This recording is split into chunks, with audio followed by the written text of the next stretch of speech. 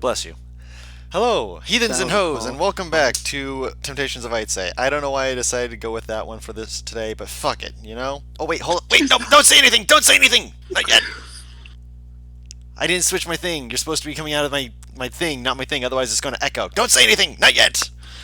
Not Oh yet! fuck. I just said not yet! Headset. Disable. Okay, you should be coming out right there we go. Now you can speak. Okay, I just realized. Does that mean the reverb sound of that got added to my cough? It might have. God, Oh my god, I hope so. One day, when first person who ever watches this is gonna immediately give it a thumbs down, as the first thing you hear is that sound of reverb. It wasn't meant to be. Oh my god. Also, I'm waiting for Guru's intros just get more and more rude. It's just like, welcome, cunts. I wouldn't call people that. Heathens and hoes is much cleaner. Because I don't specify whether or not people have to choose to be a heathen or a Welcome hoe. in, diners, drive-ins, I and like the dives. choices. You never called people hoes before, but here we are. I like the choices. I'm gonna Right. embrace that. Me and Tyler already, this is fine. I mean, go back to one of the first episodes Guru ever recorded, and the words, it's 20 degrees outside came out of my mouth. Paris said, get a jacket. I said, hoes don't get cold. I think that was the first thing ever recorded. Nice. Right. Good times. Well, now it is because you just said it. Oh god. Alright, you guys remember where we last left off? Yeah, everybody get jumped by insect people. Oh yeah, I forgot about that. I don't want We were, weren't we? Yes. Oh, Yeah. to Yeah, know boys, that boys happened. and girls. So if someone would, bless me by fucking telling me what's about to happen. Okay, Well, so we didn't filling do you almost in. anything after you left. Yeah. So you know about the Tonsator, which was discussed by you were there for that, right? She left when we were discussing the pyres or whatever the fuck. Yes, so you Yeah, guys the had seen, glass. the glass figurines, and you guys continued onward. And now, when I'm saying that you're seeing these things coming your way, I'm not saying you're seeing them like they're right up, going to be right on top of you immediately. They're in the distance, and they'll probably be, a few, a moment or so before they would be over near you. But that is for you guys to decide what you're doing in that time, seeing as how they are heading prominently in your general direction. So they look like they coming for our ass. They're riding with a purpose, kind of. They're riding with a purpose, yes. You would definitely be able to presume that because it's not like they're like sneaking. They're like, brrr, dust kicking up under some of their feet and Weapons such. out. You wouldn't be able to see from this distance. Like I said, they're like a moment or two away. Well, it's really hot, so I was Yes. imagining the sun shining down on metallic things. You're not seeing any metallic gleams. All right. After I would look down, do I get this started then? Out of character Guru, is there anywhere to like hide? There's sand dunes that you could try and hide in. Is it feasible we could outrun them if hiding doesn't work? You're not certain. You're not sure how fast a scorpion can move. So, I just know Really, I'm on flying the wise, right track, that's all I maybe, know but some of right them now. are flying. Sorry. so people are okay with me casting a spell, right? I'm like fucking 30 feet in the air. I don't know if I can hear you. Yeah, I'm still with Zadim, so. I'm asking Deirdre. Oh god! Virgin is fucking eating! Wait, He's- say that again? He's eating.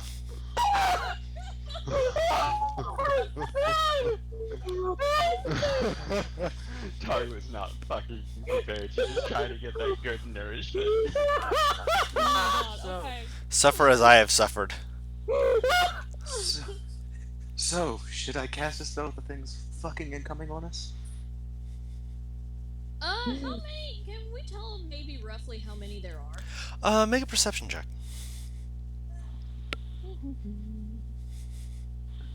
Oh my god. Guru, this if I don't- sheer rage. If I don't get an answer before I think it's gonna be too late, I'm casting it. No, it's not gonna take him long.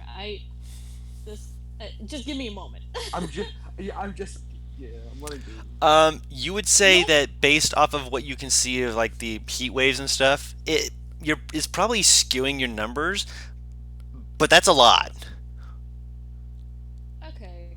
Then he's gonna look at Axelrod and be like, "What spell is it?" Defense. Yeah. He nods. What spell? All right. Let's try to Guardian avoid. of Faith. That's good enough for him.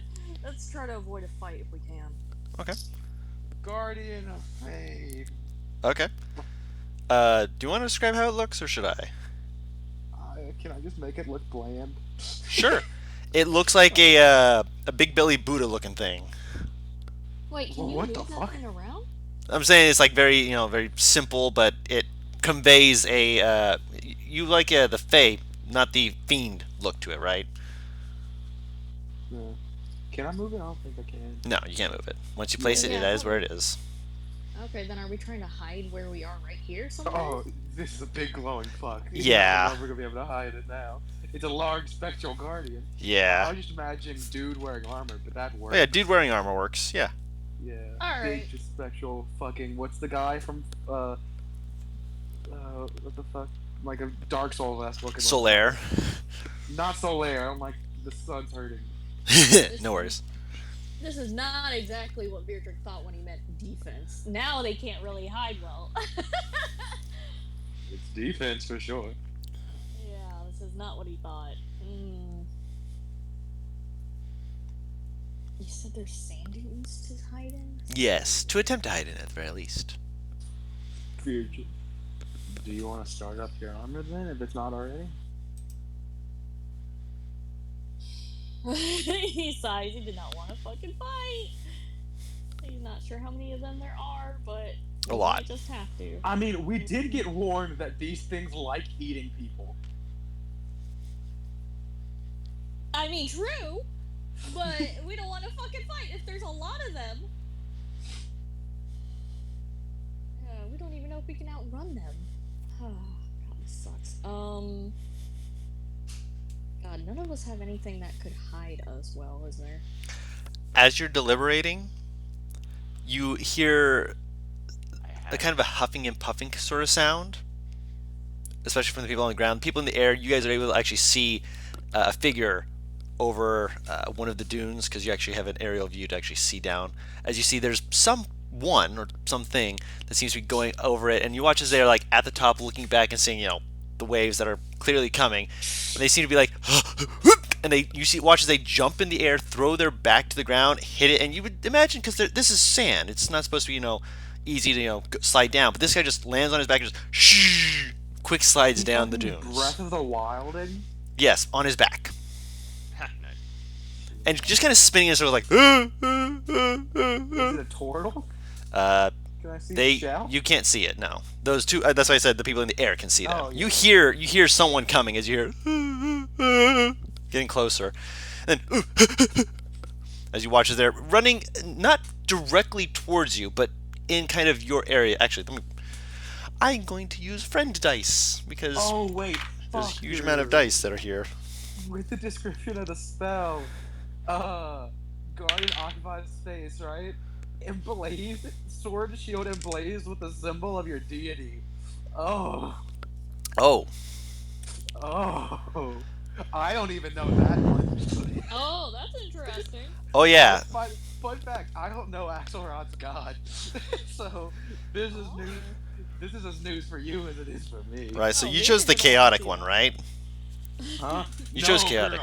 I chose evil. Oh, you chose evil. Ah, right. Oh, Yeah, this should whatever- be interesting. Whatever's giving him his powers is evil. Oh yeah, in which case, yeah, the Guardian of Faith has a very fiendish looking design, and its blade looks like it is a saw blade, just serrated. You can't Oh. quite see the shield design, and just because of the fact that it is so bright out. But you can certainly try and take a look at that in a darker place later. Probably because I'm trying to look for my goddamn notebook, and it's right behind my. There we go. I was just reading Guardian of Faith, and I saw that bit of it. I'm like, oh.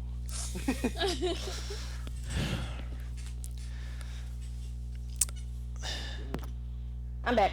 Welcome back. What horrors have Rod. Okay, so you're in the air, and as they were as you're all been deliberating, you suddenly heard this kind of huffing and puffing sort of sound, not like super close, but like someone approaching sort of sound. As you looked over and you saw a figure wrapped up in like cloths and stuff, glancing back over the shoulder at the oncoming swarm, running down towards the dune, jump, land on the back, and just kind of go down the sand dunes, pick themselves up, and are running up. And they actually, now that I can get to my part of this guy, they're looking up and seeing people flying in the air, and they're waving their arms just like, hey, hey. I think he might need help. He's struggling to climb up the dunes, but it's clear that these entities are coming your way, and you actually can see a few of them that seem to be pointing at the people who are in the air. Great. Is Too it late. It's fight. So- Fight time. Really quick, can I make a perception check to see how many there are? Sure. May I make But one you may- guess? I'm there. Since you're closer, yeah. Since they are closer. 3 of the people in the fire is like 1, 2, 3. Oh yeah. Hold Heat on. waves are in your eyes. You're seeing a lot of them. You see these things I got on? They're helping. I'm just saying. These sunglasses, they do wonders. Yeah, heat. You'd say there's at least got to be a dozen scorpions. There's a lot of them. Oh, fuck it. Arcus can go invisible and go towards them using mind. That's not exactly going to be the easiest way to count them. Just so you are aware. Beardrick will yell up at them to see how many they see. At least 5 is what you said? No, I said for the scorpions alone, not including the ones in the air or on the ground. I said at least around, perhaps a dozen. Oh, okay. That's still way more than I want to deal with. Oh, what are we gonna do? By this point, the two of you on the hill with the giant fuck off guardian of faith see this figure coming up who's like waving at the people in the sky like, hey, please help, and all of a sudden you just see him fall again, rolling onto his face, then onto his back, then just slide down, just I'll message him and tell him where we if he doesn't see us. Oh yeah, you message him, and when he finally stops spinning, he looks around and he sees the giant fuck off guardian of faith. And just like he messages back towards the flaming thing. What is Beardrick the flaming thing? He gonna What's the die. flaming? No, the guardian of faith is the flaming thing. Oh, it's on fire. Oh yeah, like shoulder plates on fire. Apparently, you can't fully see it because again the heat. Apparently, to him, it So, looks like a giant fuck off He's flaming looking at figure. it, right? He's looking at it. Yeah, He's looking at us. yeah. He's looking your at us? direction. I just give a thumbs up. He heads towards you Nod. guys. Yeah. Are you staying in the air, by the way? I have no No. choice. We're going back towards the rest of the group. Okay, so you land near the group. You see this guy just huffing and puffing and panting. He has like this sort of a sling. It's not, his arms aren't in it, but he seems to be like having some little statuette just kind of bundled into it. Kind of like how you would have like a baby in it, but it's a statuette. He's like, What race does he look like? now that he's closer, when he's holding up his hand, you can see distinctly he has very few fingers. You'd say 4, and from the way that how big they are, when they get towards the hand, it's a big ass hand. But it's the shell that's peeking out that you can say that this guy's probably some kind of desert turtle. Alright. My name is Axelrod. Do you know how to fucking fight? Fight? Why are we fighting? I'm just trying to get these guys to take a moment so they can understand it was an accident. Was it an accident? As you're asking this, you can again see the number of scorpions with riders upon them, as well as hear the In drone the cart. of flying creatures that are moving behind them. As soon as they see the guardian of faith, they go towards it, and you hear one of them making like this quite audible clicking sound. It's this, and they start kind of splitting off and kind of going around it, not directly at it, but definitely in a way that's surrounding. We have a problem. We have a big problem. And they seem to be making a like this concentrated effort to go and stay around 120, 150 feet away. Not getting too close, but definitely making it clear that they are around you. So we're surrounded now. At the moment, yes. By the looks of it, there's, again, at least a dozen of the scorpions, maybe a few extra. And you'd guess, just because with the heat, you're able to not see as many further back, but at this point you can guess probably a good 30 to 60 of these Holy insectoid shit. entities. The only reason it's hard to count them is because a number of them are flying about, and there's a number of them that are on the scorpions as the mount. Like some of them are like paired up. Guru, just so you're aware, Mhm. this is not the spell that does the Fey Fiend shit. That's That's not? That's Spirit Guardian. Oh, that's Spirit Guardians. Thank you. Yeah, it still has the image of the. No, yeah, I still imagine. We're just. Oh, yeah. Thank you. Yeah. That's what I'm not sure if that's the right one, but I figured I'd ask just in case. No.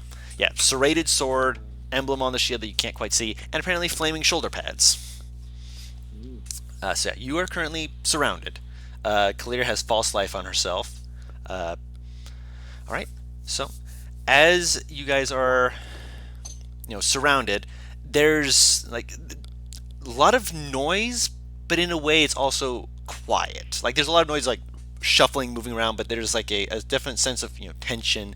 You can hear the scraping of the sand around you, but none of them are none of them have raised weapons. They're all like keeping it towards their sides, or keeping it on their animals to keep it from going too close, as far as you can tell. They seem to be aware, if nothing else, that there's a danger zone.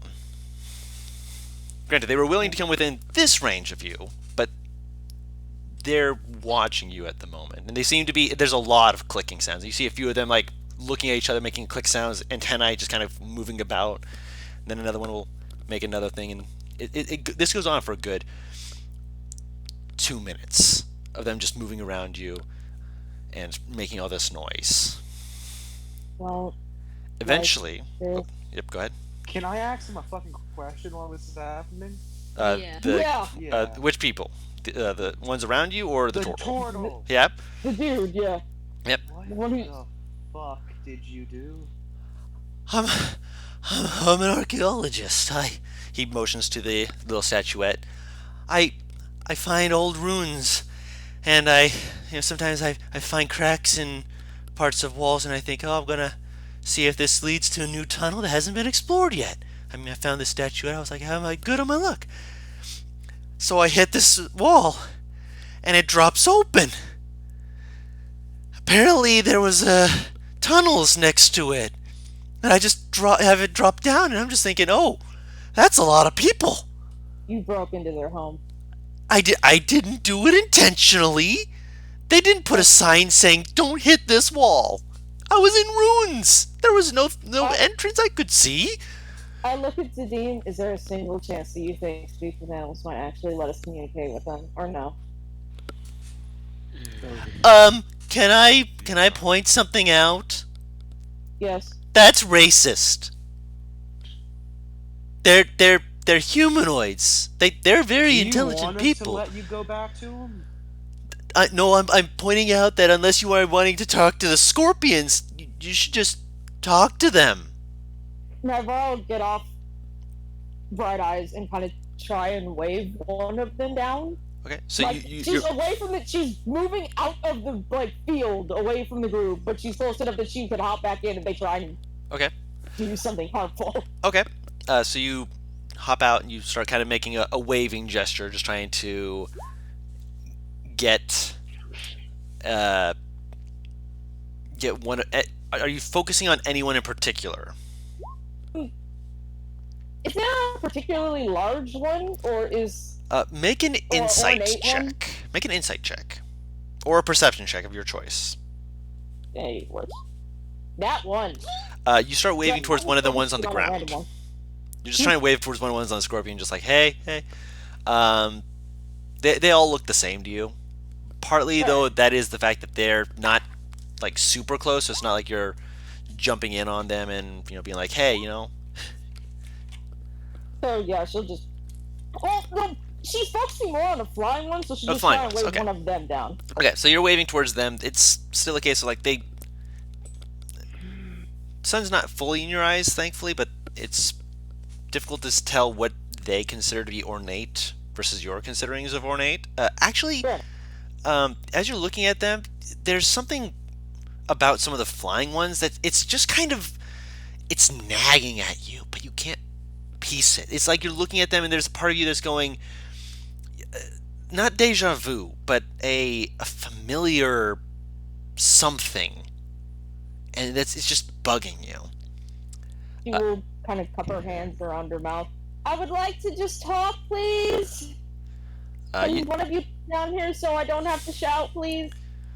they seem to like they definitely do hear you. And they kind of look between each other, and you see a few of them again clicking their mandibles together, antennae just kind of moving about. Eventually, the other people, not Paris, Navarre, you're facing the wrong way.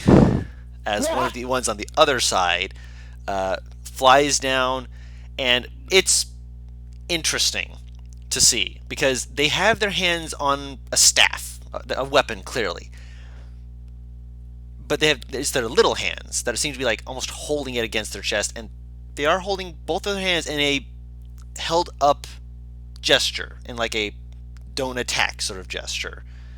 Okay. The weapon is still on them though, like in their little hands. It's still like, I have the weapon, I don't want to hit you, but I will if you make me. It might just be how they're because they have 4 arms, as you're able to now see much more clearly. Yeah. And the smaller hands are clearly they're not like going to wield the weapon to fight with the other 2 hands fighting as well, but they're holding it. So it's in a position where like if they wanted to throw it out and grab it, they could do it. So Okay. and they start approaching, they get to within 90 feet, and they wait for a moment to see like if you will attack, and they move within 60 feet. And there seems to be like this pause for a moment as they kind of move towards where Spartacus is, towards the front, if you will, so it can try and address everyone. And then slowly kind of puts his hands down and kind of like leans over to Navarra, unless you guys grabbed her and like, hey, he's over there. I'll casually message Navarra and just be like, behind you. So yeah, you're all looking towards this figure, and they Not like a big Look around then. they kind of like lean to the side. And they're are you in or nearby the Guardian of Faith? I'm like he's JoJo standing me currently. Okay. He's Zawados, right? What an He's around- excellent fucking just visual. behind me. Yeah. No, that's a great visual. I like it. Yeah. It's definitely like looking between all of you, and there's like a noticeable head tilt towards the Guardian. I'm not. Just. It's just a precaution. We weren't sure if you were hostile or not.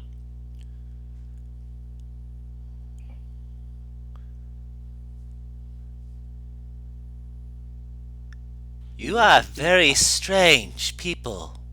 Oh God! You hear it's got a feminine tone to it, as they just like seem to like watch you for a second. They're like specifically staring at the Guardian, and eventually they kind of slowly point towards and like, with very strange friends. She just. Point to It's who? an almost helpless shrug. Wait, it pointed to who? The Guardian, not towards anyone, towards the Guardian. His stand. After I will kind of speak up and go, it was a precautionary type thing. I guess you could say. Survival. We can understand this. Why do you guard that one? They point towards the turtle, who kind of like they don't like shrink down. Their head just goes into their shells, just shoomp. Yeah, we don't really know them. Yeah. After I tagged along, They both like, we don't know him. We don't know him, but from what we understand, the reason that you're chasing him is based on his own stupidity and in a misunderstanding. Foolishness can get you killed. That's. Walk him to me. I'll walk over to the guy. He's just in his shoulders like, I'm scared. Come on. I think so long as you explain yourself properly, they won't hurt you. He will follow you, and let's say like kind of pops out. He sees little flying things. It kind of shrinks back in, but he does follow you. Beardrick will also be following very closely. He was already tailing Navarra close. Okay, so you're following as well. Okay, Thanks, so hold on. You're following as well. Ooh. Yeah. Grandpa's got to protect his children. If something goes south, he has to be there. Well, I know, but you know I gotta tease you. In character, it makes sense. Out of character, Navarra gets hit once. She can teleport outside of the fight as a reaction. Yeah, So exactly. that's why I'm like, I'm kind of fine with Navarra doing it. Exactly. That's why I'm like, okay, if something truly horrible happens, I can literally just pop right to the Unless side. you get one shot. Unless you Yeah, get one shot. yeah, that's. Which honestly, being in a desert, it could make sense for at least one of them to have purple worm poison. Fuck that! There's a fucking scorpion right there! Purple worm is worse. Much, much worse. No, I mean, like, there's a fucking scorpion that's right there that could just poison me immediately. Yeah, but it couldn't one-shot you. Oh. Continuing on. Yeah. This does not change Beardrick's actions. Oh, no, not at all. Poison. Sorry. Yeah, He'd probably be aware of this ability, but it doesn't change what he's doing. Actually, I don't think you are. I don't think I've ever used it. Remember when I said over the long break and stuff? That's fair. Yeah, okay. He'd probably be aware of it. Yeah, I'm not, but he is. I'm not. Fair enough. Anyway. So you all approach. When you're within 15 feet, they like as you're getting closer, they like seem to like tilt their head from side to side. They're like, and you see like the antennae just kind of like both of them just kind of go up, and they make like this kind of click sound like. What the fuck is a drow doing in the desert? Actually, as you get close, like they hold up their hand when you're within 15 feet, and they do a bow towards Naivara. Hi. She'll bow back. They hold up their hand just like, advisor, there is no need for you to bow to me. It is for me to bow to you. You are here with others. They motion towards Vierdrick and the people behind it. When they motion to Vierdrick, they kind of like do a double take, and they kind of like tilt their head again, and then look back to you, just like, Sorry, advisor? Yes. Are you not an advisor? I think you might have me mistaken for something I else, will, as darling. she's starting to talk. You aren't able to hear all of this, by the way. Message. I can't hear. No, they're talking in lower tones. You can kind of gauge some of it, but they're not talking like as projected as they were before. I will say something to Cassie then. Naivara. I'll say the words to Cassie. Naivara. You know, same shit. Feel free to bullshit. I just whisper to her. Unfortunately, not the type of person she is, unfortunately. I think you might have the wrong person, unless you're just referring to what I am. Looking them up close, do you actually have any memory of what these people might be? Based off their physical look, they're very, again, ant-like, insectoid. This one has wings, which you haven't heard anything about, but they were described as likely being Thri. Actually, I need you to, this is going to be weird, roll with me on this. I need you to make a Weaver's Tools intelligence check. Oh boy, this should be interesting. I'm pretty sure we are. By the way, I'm pretty sure we already rolled to know 14. if we knew what Thri were, because Yep. I have them in my notes. Yeah. Plus, the guide did explain what some I'm of that. thinking. This Thri is wearing a sash that seems to be made, to fit the wings and such. But part of it that's kind of catching your attention is that some of the make of it has a interestingly drow design. just switched to Undercommon. Are you saying that because I'm a drow? Advisor. I'm saying that because those we have met have shown themselves as good advisors. You kind of puff up just a little bit, not like the. It's like when someone compliments you and you feel kind of happy about it. I mean, I would. I appreciate the thought on this one. Though I don't know exactly how well my skills are with advising. It However, is not a measure of how good you are at it in your own thoughts, but how others find you. And they turn to Virdrick. Would you say that she has shown wisdom in the things that she has given? Are they still speaking Undercommon, by the way? No, it switched to common when it was addressing you. You have no Oh, idea what okay. they said in Undercommon. Oh no, you speak Undercommon. No, my apologies. Right, wrong person. Wrong person. Wrong person. Wrong person. You speak Undercommon. He already knows. It doesn't seem to know what you are. It's just like looking you over, just like seems to be like, is that all of you? Like looks you up and down. you look dark like Yo, that. yo, Taru, that's the new line. That's at one point you're like, you gotta use on a guy. Is that all? Yeah, that's Right? Is that all of you? Shit. I gotta remember Oh, that. That'll no. ruin a guy. That'll ruin a man. Yeah, yeah. Oh my god. It doesn't ask that obviously, but it's looking you over like, huh? Yeah, he said this in common, though? Yes, she. She? Right. They were already talking in Undercommon, right? Mm-hmm. Yeah, he'll use Undercommon instead. Okay. Yeah, he'll kind of glance at. And no, he won't even look at Nivara straight face. Mm-hmm. He's gonna be like, "Oh, how long have we all known each other? It's How been long?" at least half a year, if not 8 At months. least. Okay, so half a It's year. been. maybe? I'd say more 7 months at this point, personally, but that's me. We'll round it to a year then. Yeah, he's gonna be like, she's been my closest advisor for the last year. They seem to Puffing nod up just a and little bit more. when you speak Undercommon, there's also this like kind of like this little exhale, just like, oh, okay, good. The turtle does not speak Undercommon, looking between you all, just like, am I gonna die? I hope not. Oh man. But the Thri Kreen will hold up a hand and motion between you, and then like as in towards the turtle, and then make a kind of like a turning over their hand gesture, like let me see it sort of hand gesture, and it takes a moment before the turtle's like, oh, reaches in and pulls out the statuette, holds it out to them, and as soon as like they hold it out to him, they immediately put out their hand, just like no no no no no no no, and they kind of like look him over for a second.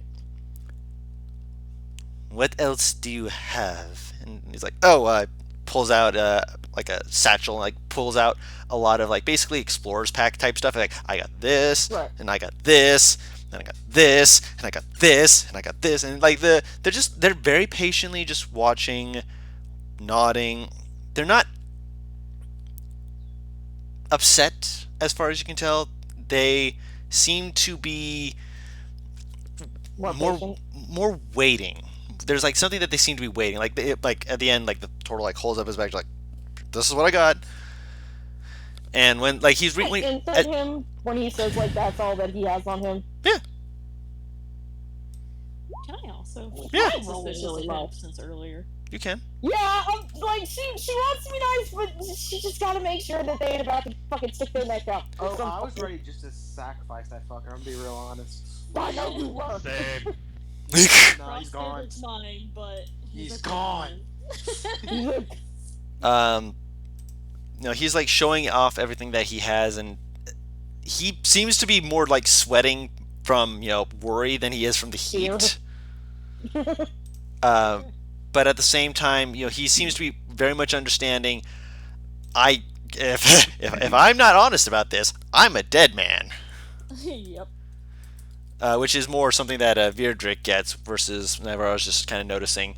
He seems to be more worried about his life than anything. Good, so he's sensible.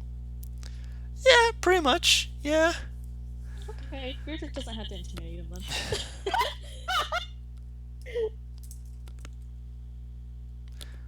Oh god.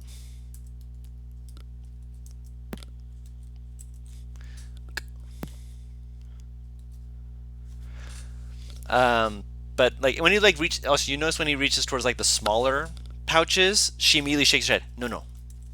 And he's like, oh, I mean, he reaches in, but like she's only having him go through the big pouches. And when he's done, like he's like, I can go through the others. And after a moment, there's like this small, just this exhale, just. You may return those which you have. They are for your survival. He kind of like, okay, puts them back in, and then she looks between Virdrick and Nyvar, like she's not, like she's like looking between you guys, like she's trying to figure out which of you to address. And she seems to like settle on just addressing both of you, and she speaks in Undercommon. Like she does the whole thing in Undercommon. She seems to be. There's a little less of a stutter to some of her words. She's a lot more fluent. So Undercommon seems to be a language she understands better. Yay! My name is Pikpika. I am a warrior of my people. And we thought he might have attempted to thieve into one of our nurseries. I will spell that, by the way. Pikpika. Thank you. It sounds like Pikachu saying its own name. It does, but it's meant to be a clicking of the mandible sounds. And as soon as I wrote it, I'm like, it sounds like Pikachu's name, but it's Pikpika, like click click, with a little sharper of a You're back real quick. enunciation, if you will. You possibly stole from their what? Nursery. Nursery. Got it. So, stole some babies? That seems to be what she is implying.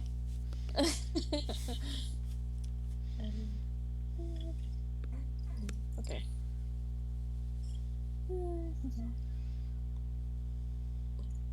Yeah, that's a very fair reason to hunt down this guy. Understandably, we had no way of knowing he did not have them until we caught up to him. Forgive me for a moment. And they start making like this. They turn around. They make like clicking gestures, and they seem to like hold their head up. They do a few gestures with their hands, but they like their antennae are just kind of flicking about, and you hear a lot more of like the clicking sound as she turns around. And as soon as she does, you see like a number of the flying folks just like come down to the ground, while a few others go back towards the hive like immediately. Some of the people some of the people riding the scorpions turn around and go away, but there's a number of them that do stick around, just kind of like more of a different sort of posture, kind of like leaning forward more than riding backwards, more like an at ease sort of position where they're more like on top of the scorpion, like scratching behind its carapace. You see one of the scorpions like kind of scuttle forward a little bit, and you see the three like kind of like basically like knocking on its head, like knock knock knock, and it's just like the creature like scuttling back, like trying to push. It's like watching a dog almost. That's like it knows that it's not supposed to. But it wants to. The minute that it moves forward, Dagvar just makes this very quiet.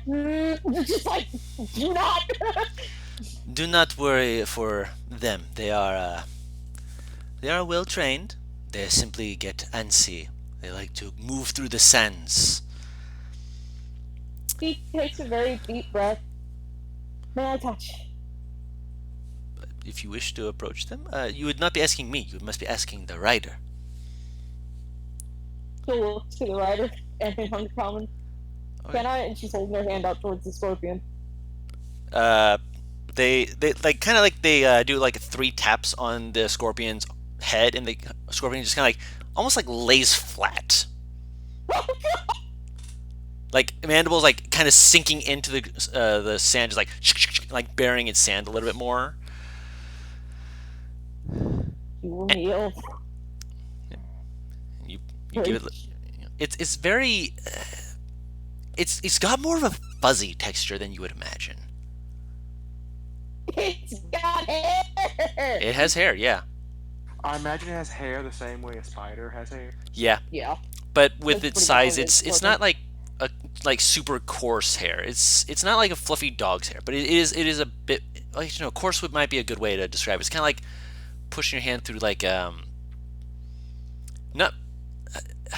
It's like moving your hand kind of against kind of a sandpapery hair. It doesn't hurt you, but it's just like that odd weird texture. Where it's like going across your hand, you're like, ew, that weird. But it's not She's trying her best to conquer the fear now while the opportunity presents itself. Yep. At this point, I'll start walking forward. Okay. He's seeing things. He's seeing things are like taming down. Yep. The stand is still there, like arms crossed menacingly though. The way one does. Play the JoJo music. Giorno's theme starts playing. Dun dun dun dun dun dun. Copyright. Golden Wind or some shit like that. I can't fucking That remember. is Golden Wind. Yes. I'm gonna be keeping an eye out on the Thri cream, but also for anything that might be trying to come up while there's a bunch of juicy morsels, in the area. Okay. Roll a perception check. Alright, you. Yeah, Axelrod's just walking up next to Navarro. Just like looks at her. What's happening? Well, we've calmed down the situation. I am trying to conquer my fear of scorpions and spiders while the opportunity presents itself. Also, whenever she goes to touch it, can like quickly touch her sky and go ah. Scream!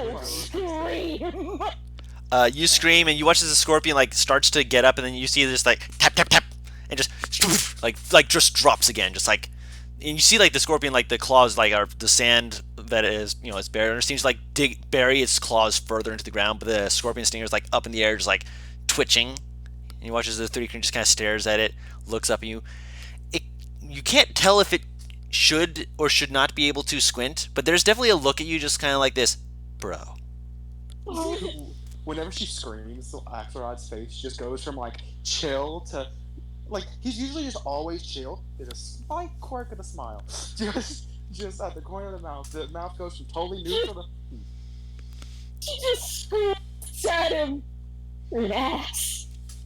Also, now that you are I'm a closer to one of the to different warriors, the weapons that they're wielding are interesting. They're different. As a history buff, do I know anything? Not fully about the desert, because the desert's not one of your big areas. You can attempt a history check, but it is going to be a bit of a higher DC, because there's some Thri cream do operate in areas outside of deserts. It is a thing. Guidance? You can guidance, yes. If you're trying to think it over, be like, hold on. Cracking is killing me. Guidance, 16. only 16 doesn't cut it, but you've heard of weapons of other lands that are supposed to be different. This looks like one such weapon. It looks like it is a two-handed polearm that has a blade on each end, and Oh. on its chest it has a few like three-bladed. Is it three-bladed? Yeah, triangular wedge. The dual-edged sword, isn't that one natively used by elves? I don't think so. Not as far as I know. Some elves might use it, which is why you might think, oh, well, that would make sense. But you haven't met anyone who would have used this weapon. Alright. But yeah, it's a wedge, like a triangle-shaped, serrated bladed, almost like a throwing star-looking thing. For an example of how it looks. Shaka. You don't know. I'm back to petting scorpion. Fucking. Yeah, it's like it definitely like when you like did the scream, it definitely did not like that, but it is calm enough that it's not moving. It seems to be well trained, which is Basically, good. basically, like, she doesn't know if it can understand, basically, but you know how, like, you talk to a dog Mm-hmm. just to try and calm it down? Mhm. She's basically doing that just in undercommon. Question. How far away is the leader of these people? The leader of this group is still near Virdrick, who, as far as I know, has not moved. Yeah, it's near Nibar, right? No, They Nivara can went see off a you. little Where? bit to pet the scorpion. Yeah. Ah, I'm like 20 so feet off. Yeah. I'll walk back to Beardrick Mm-hmm. and I'll just hold my arm out to the leader and go, "My name is Axelrod. Pleasure to meet you." And just hold his hand out. 1 second. For some reason, Undertale started playing in my head. What's called Not that. Undertale. In Megalopania. It stares at your hand for a little bit, and it just seems to like stare, and it's just like, I apologize. This is a greeting in most cultures. You may have a different one. The way Ah. of greeting is a shaking of the hand. But they slowly hold out their hand. They take and it's a reasonable handshake, and they like, in our culture it is bowing, and they do a slight bow to you after they let go of your hand. I'll bow back. Is that It is simply because they look down and they're like, many hands, and for some folk, knowing which one to shake can be difficult. Fair enough. Many hands, Ed boy. But as they're saying this, a second Thri Kreen approaches. This one has like a hood, and seems to be like no wings on this one. Seems to be a lot more like one of the ground trooper sort of people. But they're wearing like theirs seems to be very like ornamented in a way, almost in the way like how a wizard would have a robe and such that would be special in some way. This one has it where it's like it doesn't go like across the head like where our cheeks would be, because that's kind of where the eyes are, but it goes like across the forehead up and has holes for their antenna, and then goes back down around the back of their head and around underneath their jaw, where there's a lot more symbols and such around the neck. Okay. And they I totally caught all of that. No worries. They seem to look you over for a moment before they look to your new friend, and you hear this again. Is when they make the sounds, you definitely hear this with one of its things where it's clearly speaking in their own language, but it is addressing the person who has addressed you. Who's our new friend? I'm guessing you're asking it. Oh, the turtle. No, like no. You said No. something about our new friend. No. Yeah, Peek Pika. They're addressing Peek Pika. Oh, okay. You're saying that. I was about to say I don't think any of the party is a fan of the turtle so far, because but yeah. Continuing. Uh, 1 second here. After a moment, you see Peek Pika, talking back, and they seem to nod for a moment, and they seem to look at you before addressing Virdrick, and they give a bow to Virdrick. He also gives a little bow back. I am Tuk Tuk. It is good to meet people who are able to prevent us from running afar of our posts. This one motions to the turtle, and who again kind of like leans down, just kind of like is going into a shell a little bit, just like broke a wall of ours. This one is speaking in common. Okay. We would appreciate if you would be willing to return with us for our advisors to speak with your advisor, to swap wisdom of the outside. Our advisor? He's just looking at Virgil. He kind of looks at Axelrod and he's like, "My borrow." Alright, let me see something. Cracks a little bit of a smile. Yeah. He looks back at the. Did you write down that name, by the way? Just right above what he asked. Tuk Okay. Tuk. Okay, thank you. Tech He Okay, he's gonna ask, how far away is your home? They motion off to the side.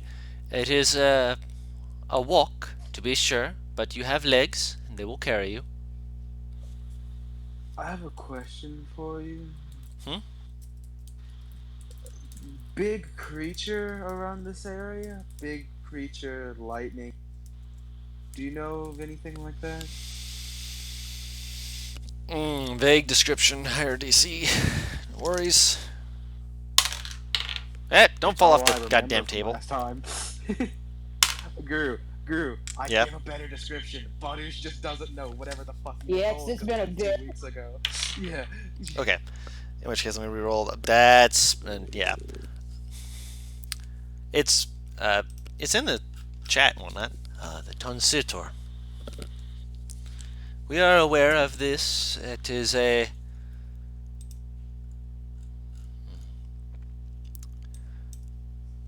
perhaps some think of it as a lost pet of a god, but we do not know much more of it. Are you saying that you have heard of its whereabouts? No. Hmm.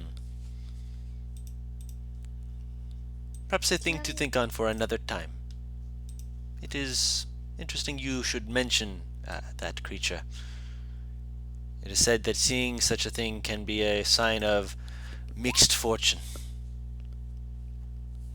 Many good things, but many bad as well.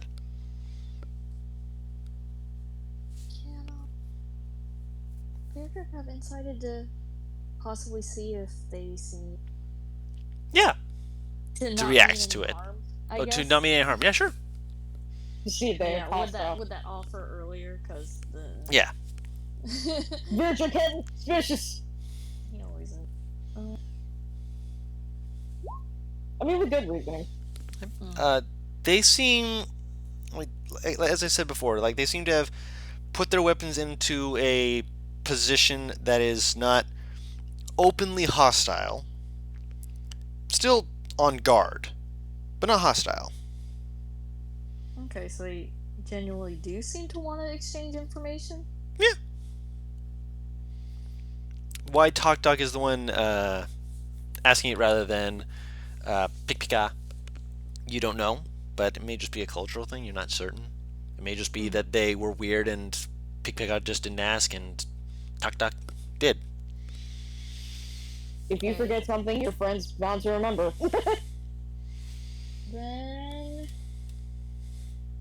Beardrick will nod, and he's like, "Then we'll follow you back." They nod. Yeah, he's making the decision here. Sorry, you're not right there for this. Yeah, you're petting the scorpion. Wait, what did you just say? Sorry, someone DM'd me a question. What did you say? That you guys are going to follow. Yeah. I'm only 20 feet away, you I absolute will- shad! I kind of just go, fuck. Just kind of saying it more hushed, but looking at Beatrice. Like, He just kind of glances at him, but it's not like he's gonna explain right on the spot. I would like to point out that I've been about 40 feet away from this entire conversation and know nothing of what's going on. It I doesn't just- seem like anyone's about to die, but I will look up to the guy. We will speak to our whole party about that. I'm Female. just looking down at Beatrice like, Talk Talk and Pick Pika are both feminine sounding. yeah, I'll just look at them and go, we will speak to our entire party about that. You are a hunting party then. Ah, understandable. Sure. Close enough. Beardrick does not like this. He frowned and he does not like being questioned, but he will follow back to the group so we can all get Nivara so we can all I- really group talk to her about this. I'll just whisper to Nybara once again, just be like, get the fuck. Just, like, importance, back to group.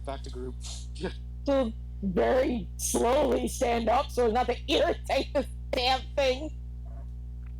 And then move over to the group. Is the turtle? Turtle's still with you. Okay, so it followed us back to the group. Yeah.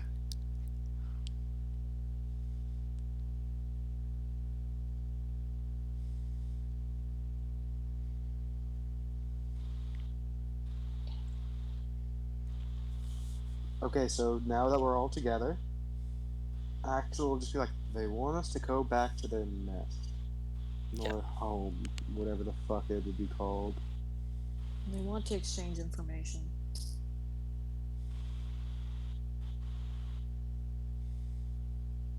Did you She's see the staring rest at. of the? he She's explains. staring at your jerk. And he explains they might be able to tell us more about what is. How do you spell it? Tonseator? Tonsiator. Yeah, Tonseator. Possibly how we can avoid it going through this desert. F, I'm going to assume that you're going to want me to do the talking like normal, aren't you? Um, he looks at Naivara and he's like, "Do you not want to?" I'm just. We don't need to talk about you signing me up for things without telling me. That's why I said that we had not made a decision yet. Fiven will hold up a hand and just kind of like it's like a single finger being held up and just kind of go, "I'm sorry, did you say home?" F, Mhm. I didn't know that they had settlements. Also, didn't we get told they fucking eat people? Are we just gonna kind of ignore that one? Would, are you going to say that you'd like to try and run away when we're still surrounded? Not run away, just say that we're very important I'm, needs we must get to. I'm wondering if this is a different tribe than what we were told, or perhaps those might have been more rumors than truth. Maybe, but wouldn't you want to just avoid a risk that we don't need to take? Well, people say that I steal children in the night because I'm a warlock, so. Well, okay, so here's how I see it. Did you tell Fiven about that? I I think mean, Vivid he's knew. seen Arcus. You've seen Arcus, yeah, but that doesn't necessarily mean that it's been explicitly stated. So Fiven just kind of looks at you like, "Huh?" Also, the turtle just kind of like pulls the head back into their shell, like, "Shoomp." So, here's what I think. If we say we have some very important business to get to, right? That we will go through the deserts and come back this way, and if they catch us on our way back, we'll go with them, right? If we do this, we'll have time to decide if we just don't even come back this way, if we don't want to mess with them, or if they attack us for not wanting to come with them, that saves us trouble if they attack us while we're at their place. Right? Personally, I want to go just because I'm wondering if maybe they know about the people we're looking for as well. We're going to be wandering through the desert. This is our best chance of knowing what might be in there, and if they know who we're looking for is, that would help us immensely. This is a very Yep. good thing, unfortunately. I'll just let you know. I'm not going in there. That's fair. Yeah. I'm not gonna do that. That sounds. So you'll be going in without a healer.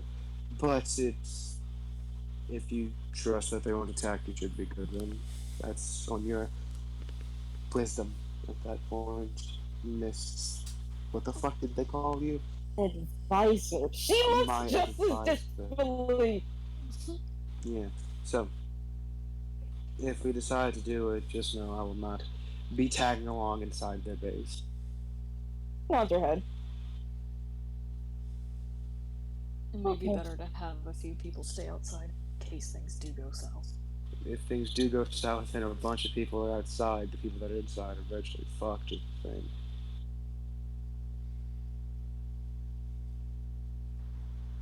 I am loath to walk into such a domicile, knowing what I do know, or at least have heard, about these creatures, but I would much rather be with you to help than be outside to not help.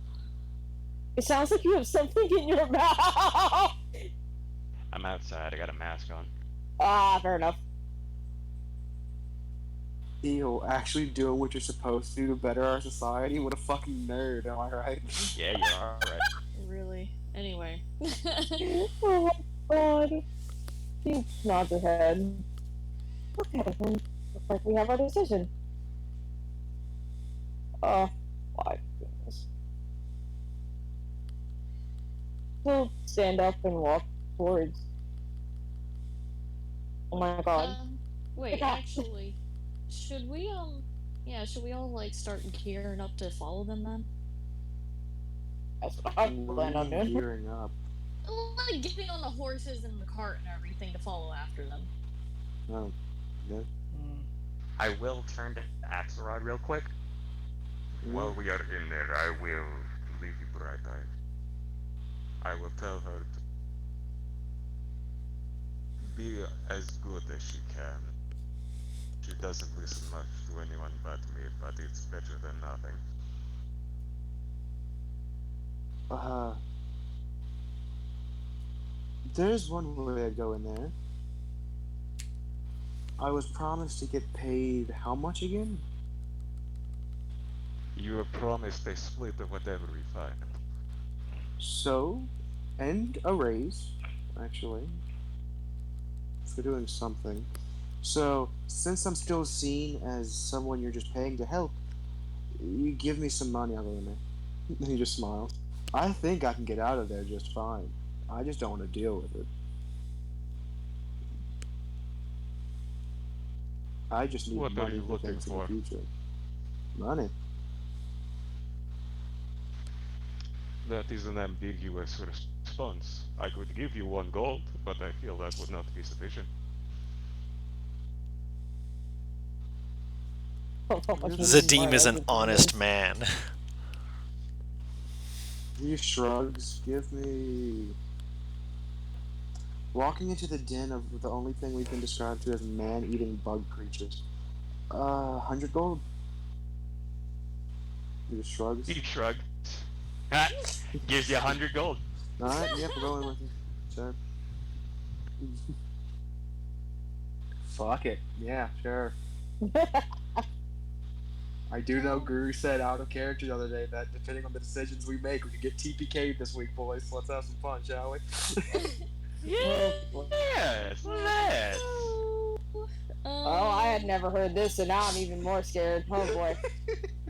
Hey, it's cool. So, wait, what's the guy's name again? Isn't it X? Fiven? Fiven. Yeah, when we were getting up on Black Book and stuff, he's like, Fiven, will you be staying outside then? Yes. He nods. He's not gonna force him to go in there. He should stay outside. I'd apologize, but yes. It's better you stay outside. And, I guess we're all going to kind of get moving and moving up to the leader. Yeah. Okay.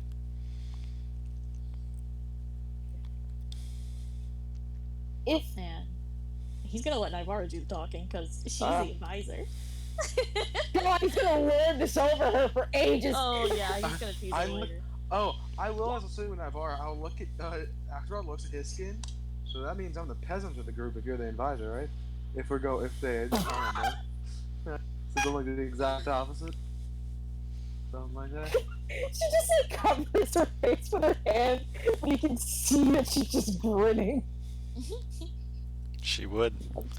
Oh, Right. You see, saying today? he is still fighting, feeling like absolute shit. Like, Axelrod still doesn't look good, but he's trying to put on a. He can't even hide it. I rolled it earlier. He can't even hide it. He's not looking good still, but he's putting on a face. He's trying. Okay. I'm not gonna dignify that response. She looks towards. I swear to God. Pick, pick up. There's a glottal stop like this. Pick, pick up. As for our own survival, how am I supposed to know that you will not just turn upon us and kill us for something that we might or might not have done? What can you guarantee for my safety? Remain polite, and the advisor will know your customs better than we. Know that your fate and your decisions will be viewed by the advisor to ensure that you are not intentionally performing a hostile act or phrasing. And we will do what we can to ensure that when we are discussing things that it is not something from further than where our advisor is in the knowing of. He nods her head. We are Two not different here things. to do as we have heard some do. What is the kill for sport? You were traveling. If we were here to hunt you, you would not be speaking to us. Axel will pipe up a little and go. So your advisor is similar to her, looking like her, They like and turn and stare at Naivara for a second and then turn and look back. Similar, yes. bigger ears, maybe. Bigger, yes. Pointier? Not. They're full. Yeah.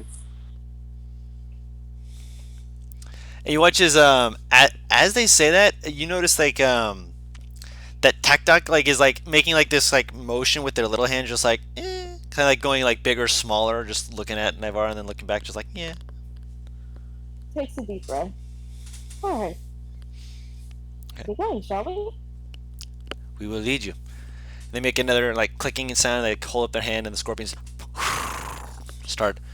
They don't like go ahead of you. They start like going in like a almost like a defensive thing. Like if like something were coming at you, you would be essentially protect Mr. President in the middle. Granted, it might also be a case of they don't want you trying to escape in every direction to escape them, but you're not sure. Get down, Mr. President. Pika flies nearby you, not like right on top of you or too far away, but just kind of flies alongside of you. Tech Tech is going to be getting on one of the scorpions. Theirs is it's again it's that one has a number of ornamental markings that have seem to have been like etched into its carapace to give it a different look. It's interesting because it's the only scorpion of the group that has these markings, similar to how And who's Tech riding? Tech. It's like predator I will- skin, kind of. Kind of. I will. I'm. No, not a problem. Tech Deck? Yeah, Tech Deck's on the That's what scorpion. name was, right? You're moving at the moment. Tech Tech got on the scorpion, and they're Actually, yeah. Paris, I don't think you were there for that conversation. Fair When enough. they got injured. Yeah. And I assumed that he was at least nearby, that I could call to him. Her. He's fucking gone. Tech Deck? Okay, Tech Deck's female. Let me put it this way. There, so I don't know. Most of the I just- yeah, most of the ones who have you don't know. spoken to you currently have been female. You have not yet met a male of them. Yet.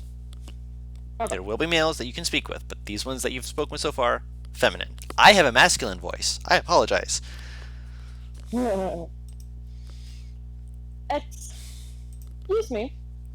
Trying to get her attention. Yeah, they're moving towards, and they don't seem to notice at first, and then the one that's also on the scorpion just kind of like is pointing like. Tactic turns around, like looks at you, like looks back, just like what? And not towards you, towards the other one, and they like point again, like Oh, look back at you, and then seem to realize, oh, you're trying to get my attention. Oh, and they kind of turn back. It's like, is there something wrong? no, I just had a curious question. What are the markings on your companion? They point towards the scorpion. My mount? Nod their head. They are to signify that they carry myself. It is Exactly is ceremonial. your- Exactly is your, I suppose, probably the wrong word, rank? Because none of the others are. She just gestures around to the other ones that don't have these markings. I am the speaker. Holds her head. Perhaps if you are shown to be of goodwill and not simply sent away, we can discuss it further. That is for our tribe to speak of, not for others. Nod her head. Fair enough. They will hop on their scorpion and right off. And you guys are led in a bit more of a easternly direction. So just, I'm not even going to move you. You guys are fine. But it's in a bit more of an easterly direction, and you can actually see that your total companion, who you will know the name as being, I will make sure this is here, Lunwind. Oh, I said Ludwig for a second. Lunwind, not Ludwig. If it was Ludwig, they'd be a horse.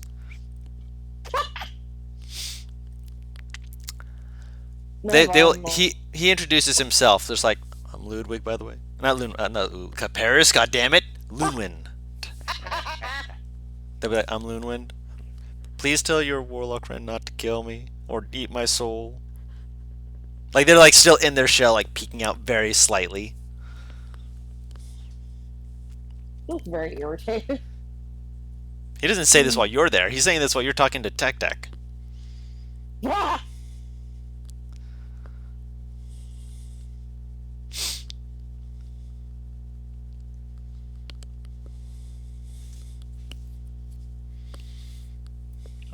Is he saying this to Kalir? He's saying this to Kalir and to Zadim. Oh, Kalir would just shrug. She doesn't eat people's souls. Well, she drinks them. I kid. Oh, you kid. Oh. As long as you don't piss her off, you don't have to worry about anything.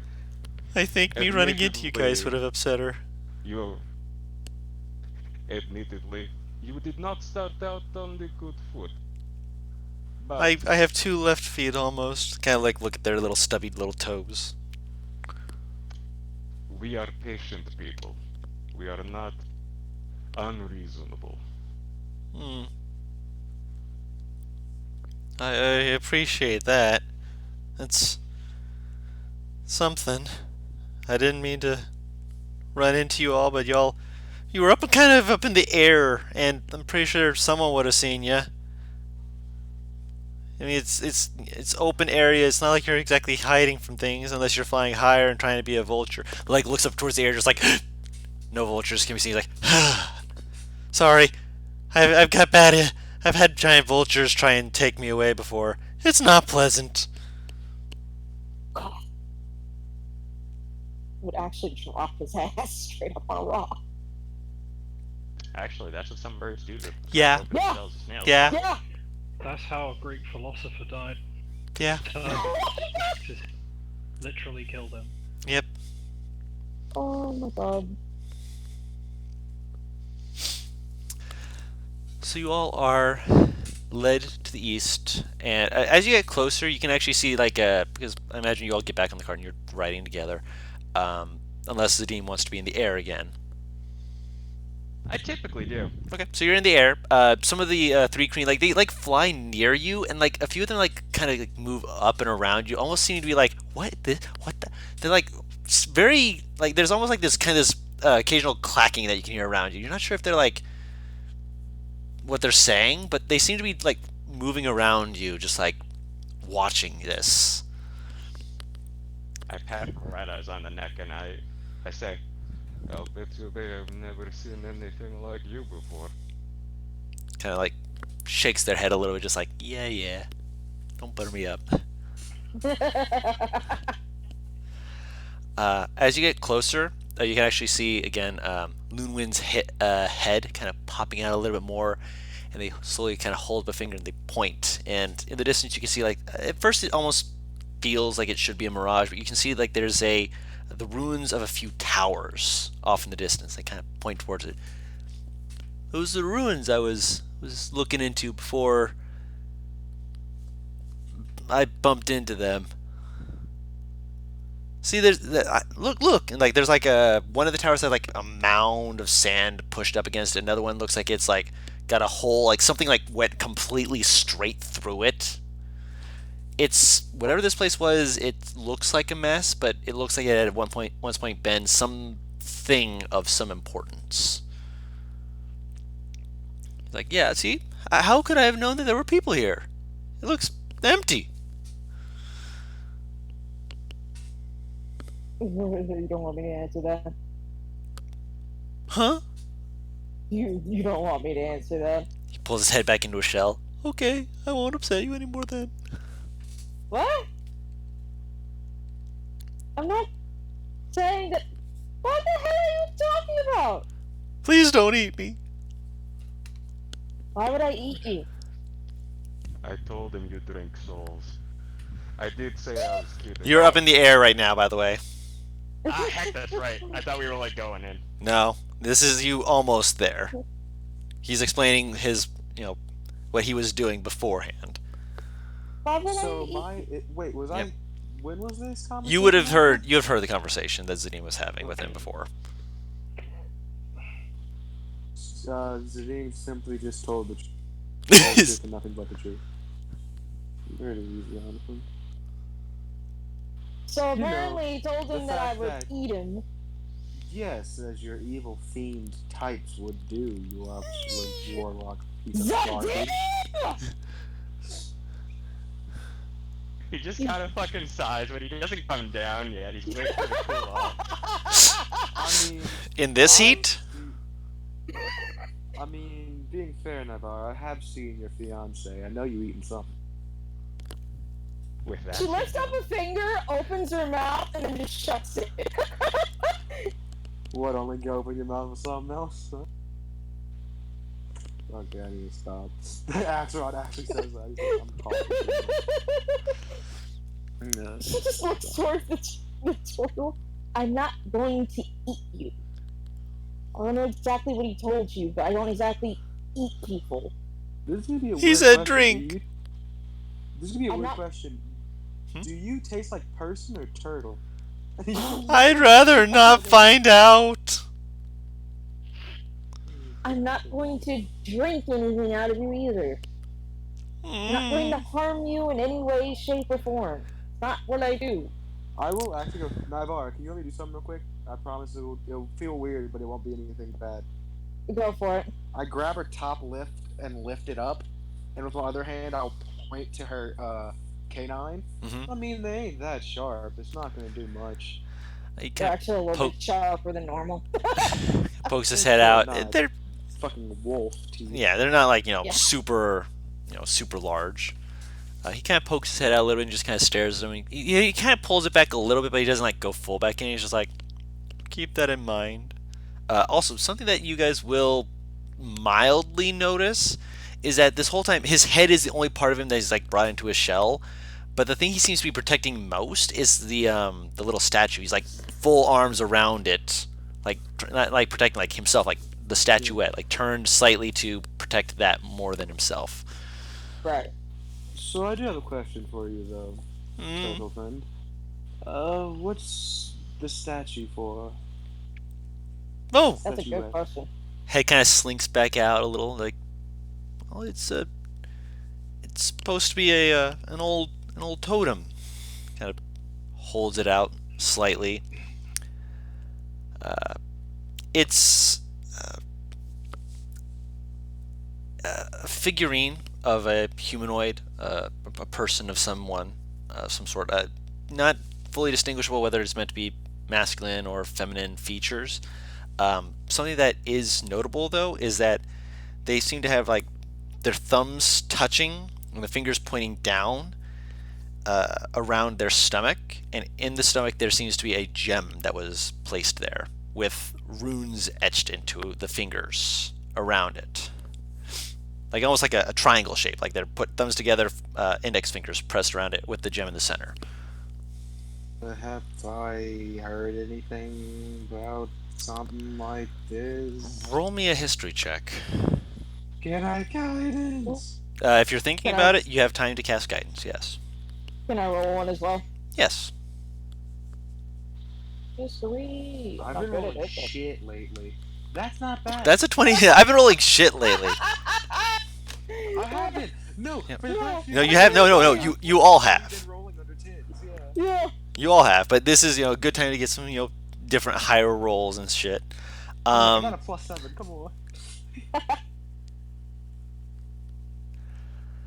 Um, Now, you vaguely remember Auntie mentioning that there were some runes that she had been looking into. I want to actually get the name of the people.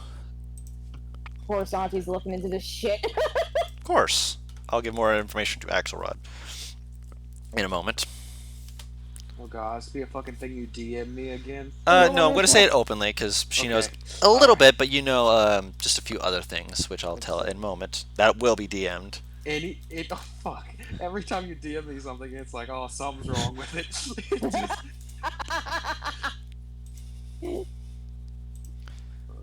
No worries. 1 second. Fine, it's perfectly fine, but there's just no need to be scared. every time he goes, alright, Axelrod, I'm gonna DM you something. It's always bad. It's nothing good ever comes from Guru DMing me in the Wednesday game anymore. With Bo, he just didn't know anything. It was fine. 1 second. I need to actually be right back. I need to use the restroom just real quick. If anyone else needs to, by all means, just give me a second. Alright, go take your time, baby. I hate you. Take your time, dude. I'm gonna put Sweet Almond in the campaign with you at some point. Yeah. No! It's gonna happen. Bad DM's gone. Post smooth almond. Smooth Almond. The afro is not rough. It's Oh. no. It's like the afro is completely it's a smooth for perfect more circle. aerodynamic. Yes. Oh my It's a god. perfect circle. Smooth Almond. It's just someone now. I want smooth SpongeBob, but Sweet Almond. You know, like that. Yeah. You have no idea how many BBBLR. times. You have no idea how many times my friend has made that joke, like that exact joke, with like his NPCs just popping up out of nowhere and just going, "Hi, hi," and right behind someone. I'm honestly waiting for someone to do a campaign where it's like, all right, your characters have to somewhat be like you, and it's just gonna be pure chaos. If it's just a self-insert campaign, that will go awfully. It'll go No, great. okay. What do you mean? That'd go Because you know what this be means? awful. This means me and Taro can cause absolute chaos, and it makes perfect sense. That would. Yeah, but I just know if it has to be us, I get stuck as the caster. I already know. Okay, what class did you say you thought I'd be, Paris? If I remember correctly, I said either Wild Sorcerer, Warlock, or Bard. Either way, charisma is the highest stat. Yeah, that's what I was thinking too. Based on your all three of those classes, charisma has to be the fucking highest. I mean, Druid's a caster, right? Yeah. Yeah. Yeah, I'm not sure if I would pick Druid or Ranger. You fuckers know what I'm picking. You all know what I'm picking. If you don't, I'm gonna Barbarian. smack you. You're barbarian, right? How dare Clearly. you? Clearly, it's Mung.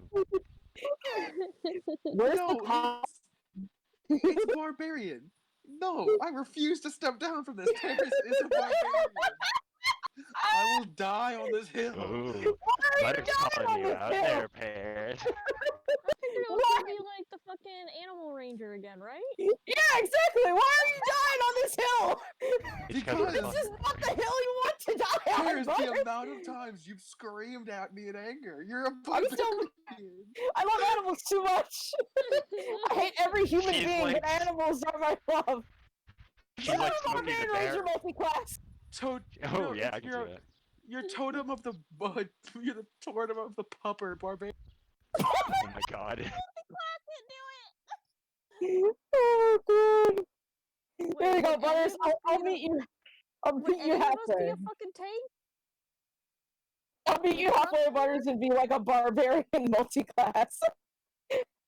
So technically, yes, I'm a tank. I mean, honestly, Ranger is like tanky DPS if you play it, right? Oh god. It has I the think same Oz commitment said as I a- was a trickery cleric or something. I can see No, that as you well. said that. No, Paris. It Yeah, was because that's you said right. I'm the pure. You said I'm the definite, like I'm the pure definition of chaotic good. You are though.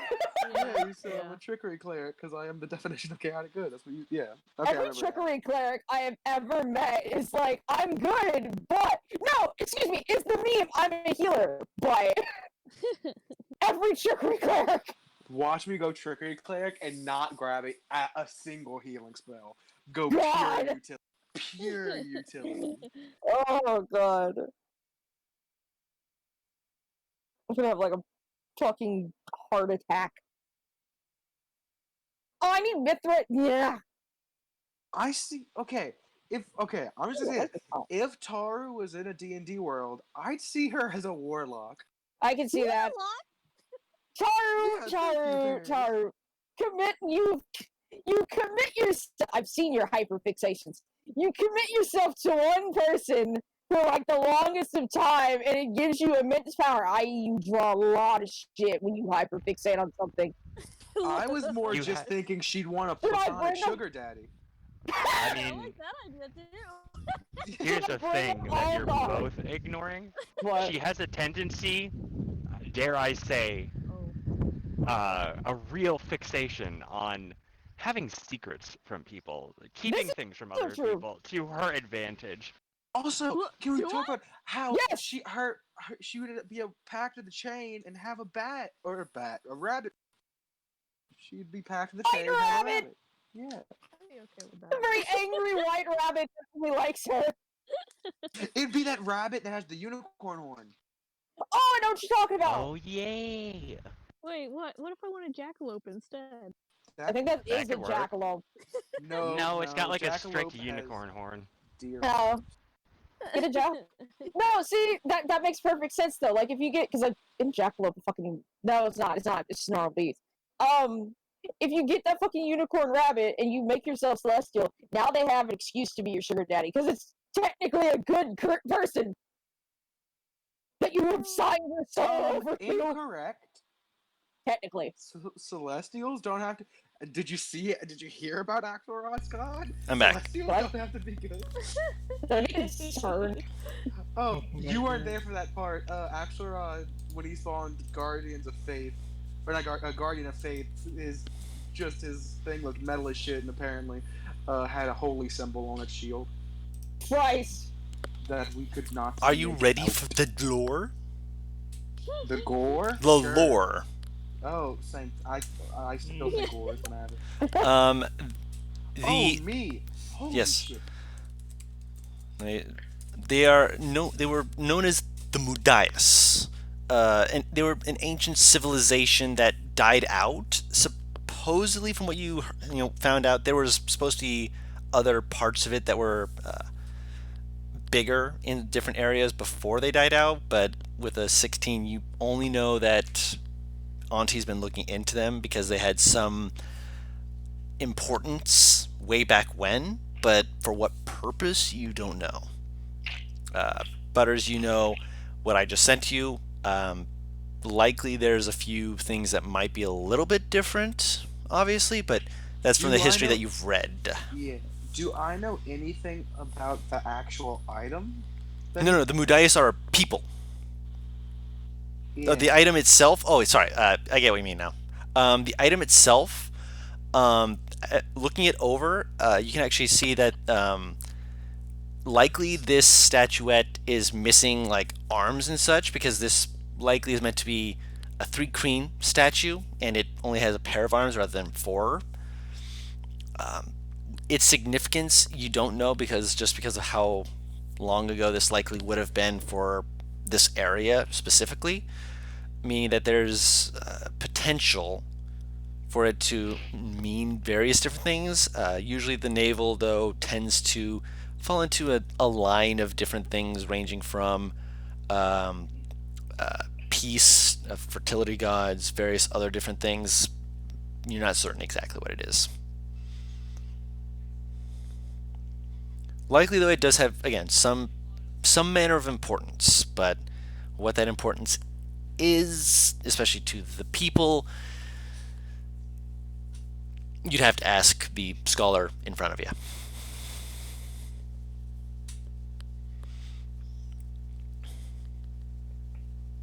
All right.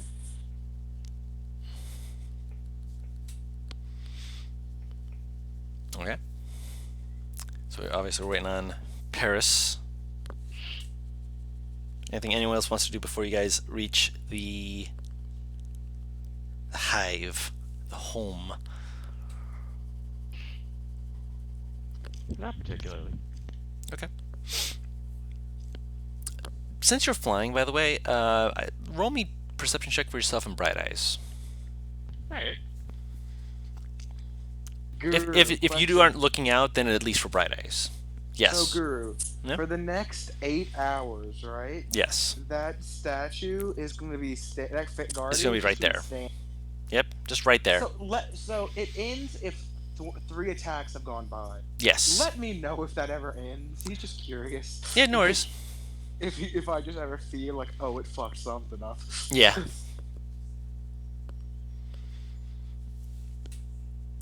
My stand is only able to do this many times a day, but when it does, it hurts like shit. And technically, it can get up to double that amount if the person saves. Technically.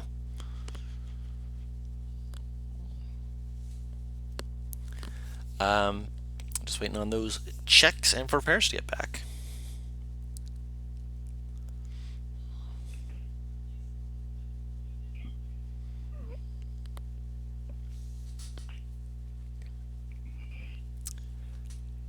Rolling, rolling, rolling a perception. Yeah, they're rolling, rolling. Saidim's rolling a perception. I don't know if he is, Guru. I'm back. Welcome back. I am. It would load everything Wait, except what? the tab where I make checks for some reason. I hate when that does it. Alright, so I'm rolling perception. Yeah. Bright Eye specifically, but if he's Me? also... Alright, there we go. That's not bad. I mean, of course she's been keeping an eye out. We're walking into a very You're potentially flying. hostile situation. Mm-hmm. Yeah. Alright, so I don't know what a 17 gets me. Can I Not just saying anything to observe? Bright Eyes. Yeah, I mean, you're on the ground, so you're not able to observe what he specifically is going to observe until you're closer. Okay, fair enough. Plus, it's... I wasn't sure where he was. he's in the air still. He'll be coming down eventually. No. I know he's in the air. I mean, like, I wasn't sure where he was regarding how far from the party. Okay, 22. Too bad. So yeah, Bright Eyes perks up and like kind of like shifts in the air a little bit, just kind of like jostle you, let you know, hey, something's up. When you do so, you can hear a little bit more of that this clicking, chittering kind of sound from around you from the others, who seem to notice like its motions change slightly to alert you. And you, when you peek around, you hear again like one of them kind of goes, "Oh." And looking down, you can see after a little bit that there's a few areas where there seems to be almost like little parts of the dunes that have been sculpted a little bit that from the ground perspective you probably wouldn't notice, but from an aerial perspective you can see that there are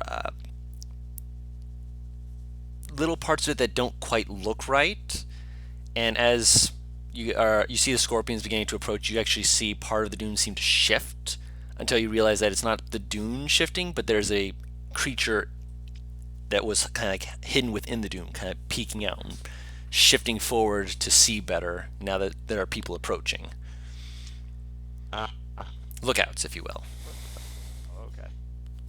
So you definitely notice them, and Bright Eyes absolutely noticed them, which got the attention of the ones around you. They don't do anything hostile, they're just kind of like, oh, notice that. Okay. They do eventually kind of like move forward to kind of like signal you downward. Kind of like come with us and fly down towards the ground. Alright, I will comply. Yeah, you come down to the ground, and it's not easy to find the entrance because when you're actually approaching it, you don't realize it until as you're moving in, you actually realize that part of the sand that looks like it's just a flat slide. You walk forward past it, and then you realize that there's like a wall that is holding it up that is basically a thin sliver big enough that large, maybe huge creatures could possibly pass in and out of, but not that something that you would walk up to and be like, there's something in here. Especially since it looks like it's made out of sand, but as you're actually getting close, you realize that there's bits of rock and such hardened, consolidated areas that are clearly designed to hide things away. And the people who are going inside can go inside. Just so I can know who is where, so I don't have the mistake of going, oh well, this is happening, and then someone be like saying something and they're not there. Can everyone who is there just type in yes? Only the people who are. If you're not going in, you can type in no. So Navarra's going in. Axel's going in. Oh yeah, we're just going. Then I type in cannot- yes. Oh, I have to. Yes, me asking for that was so that I could have a visual to look up and make sure who is where. APR posted it somewhere and not in Roll20. Yeah, let me get back to Roll20.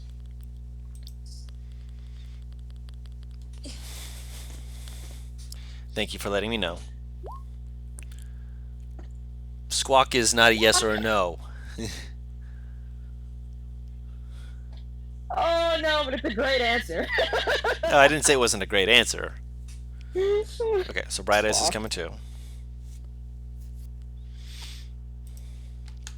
So the entire party is going inside. Cool. I don't have to worry about that. Squawk. Sorry, you should have put snort. I should have.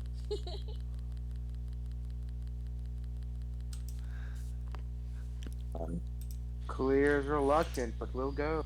Yes, of course. All I need to know is that you're all going. Perfect.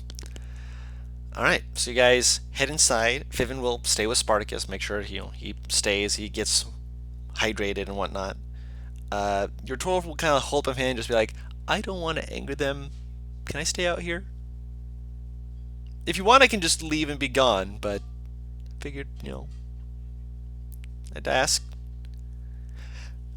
You're welcome to stay out here, but I have a few questions for you once we come out anyway, so I'll stay I here. prefer if you stay here. Yeah, he nods and just kind of like sits down. And when you say it, he just like sits down and is like, I'll be good. He So it's clearly just like- seems to, yep, good. I don't really care where you go, just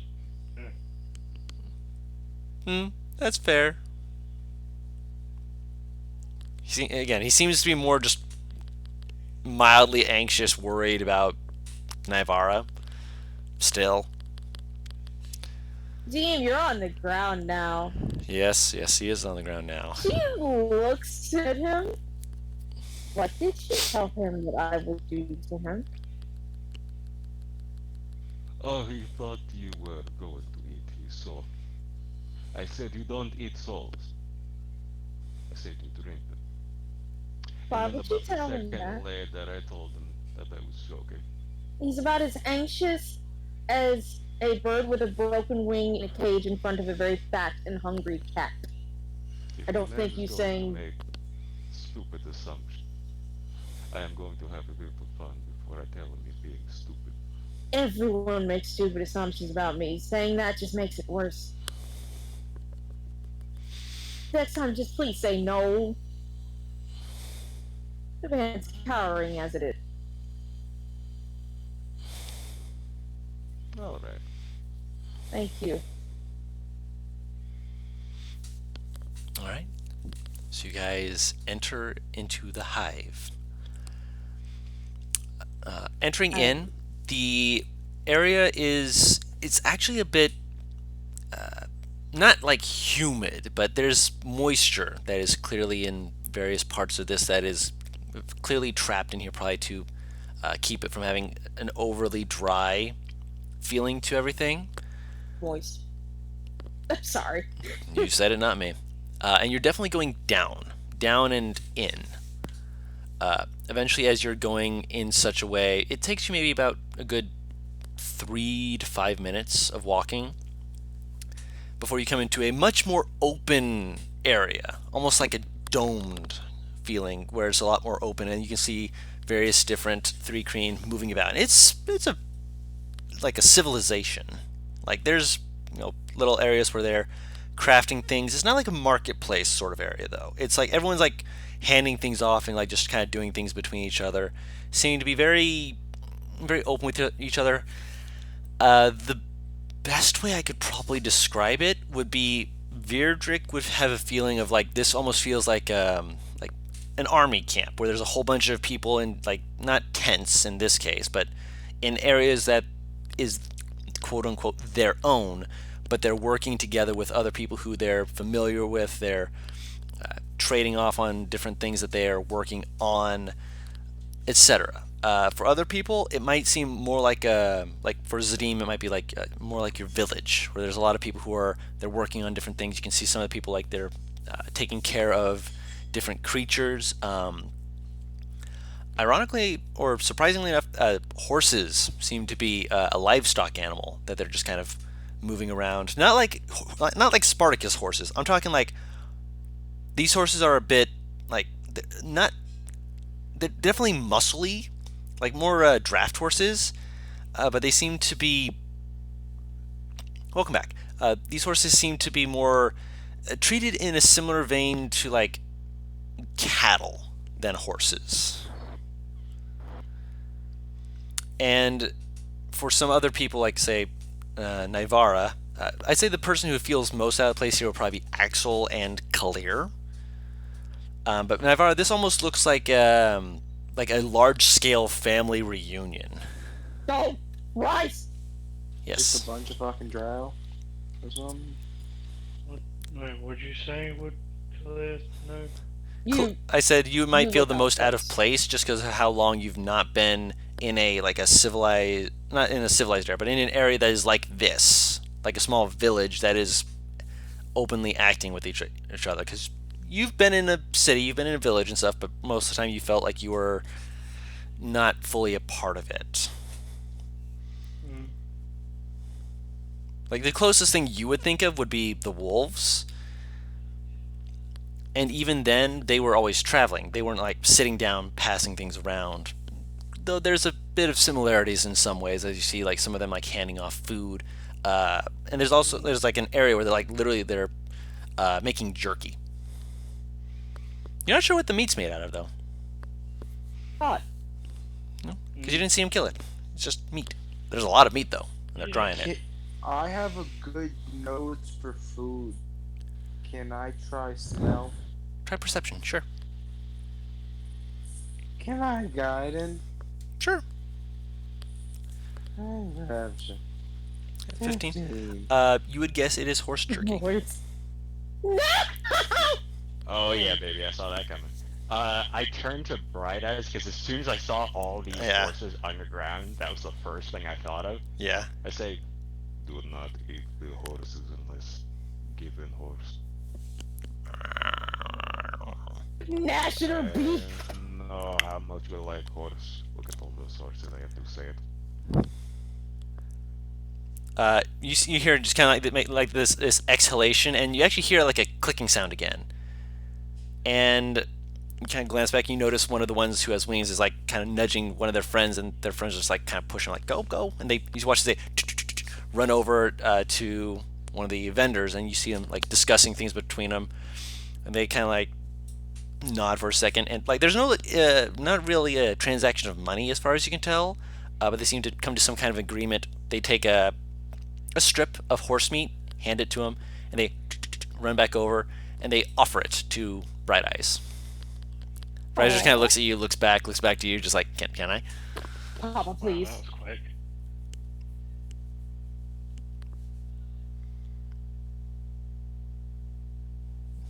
Oh no. Zadim. Was it being the one that left? Better not have been. Madrino, Adreno, this is poor timing to have left. are you with us? Well, he came back, but. Can you hear us? Mad? Me. I heard him make like a grunting noise, but. Oh, maybe he can't hear us. Maybe.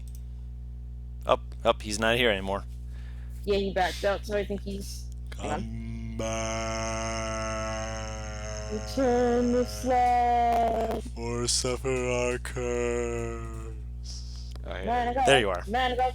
There we go. Yeah, sorry about that. The headset just cut out for whatever No, reason. you're fine. That's what I figured. Yeah. I cut out right when you said one of them was running towards one of the vendors. Yeah, and there's some kind of transaction. You don't see money or anything exchanged, but they give a strip of jerky that they bring back over and they offer to Bright Eyes. And Bright Eyes is looking at me like, may I? Papa, may I? I did just say if offered. She will lean down and, again, because she is hyper intelligent due to the, the headband, she's gentle with it, and she takes it, but just, as soon as, like, it's out of their hand, just almost inhale, just, Inhale. and you watch I've never this. seen a creature with a beak like suck in food, but Well, it's more that they like pull No, it back and they like what? throw their head back to throw it into their mouth, I was about to say, I'm like, So- but I haven't watched a pigeon choke down some food, so Yeah. Is this cooked or uncooked? This is uncooked. Doesn't matter to her. Can I just? Actually, I was curious. He's never tasted this. He's just gonna stick his finger in it and like try to. Yeah, he's gonna taste uncooked. Fuck it. Yeah, but go off. Yeah. It's definitely different. It's rich, but it's not like as rich as other foods you've tasted. You know what I mean? Yeah. It's good though. It's not bad. Cattle's Is it technically good? better, but there's a bit more of a fatty. Not fatty. It's a bit less of a fatty. More fatty for cattle, less fatty for horse. And this is The same. uncooked. clean. Yes. You said it's uncooked, so he goes. Mhm. For not being cooked, I can see it has promise at the very least. You'll be Me surprised and what Axel tastes good. in shock. What? You'll You- be surprised what tastes good. You gotta understand, from me growing up, I've eaten a lot worse than this. Can't you just ate horse? I'm just wondering why you ate it raw. I mean, if it's Sometimes good you eat enough. what you find. You're a wild enough. man. You have an excuse. If it's good enough for Broad Eyes, well, wouldn't it be good? Because the griffin has a different digestive system than you, probably handle what might come from raw meat. He takes his dagger, cuts off a slice of it, bites into it, and drops it on the ground, and just goes, "Let's see if I get sick." Huh? Shakes her. You drop the rest of it on the ground? yeah, I He point out that tosses piece it of back to bright eyes. Okay, I was about to say. He tosses the rest of it to where Bright Eyes is. Yeah. Like you actually dropping these folks' food on the floor. Yeah, you know what I mean. You give it back to Bright Eyes, To okay. move away from you like he ain't with us. Yep. They seem to like watch this just kind of like, just kind of like watching your interactions. They seem to not fully confused, but they seem to be like, just kind of shrugging. They don't seem to fully understand what you're doing or anything like that, but they're like, yeah, sure, whatever. I They no, will no, motion. Why? No, it's not. Yeah, they will motion you further and like, this way, come, this way. I'll go walk.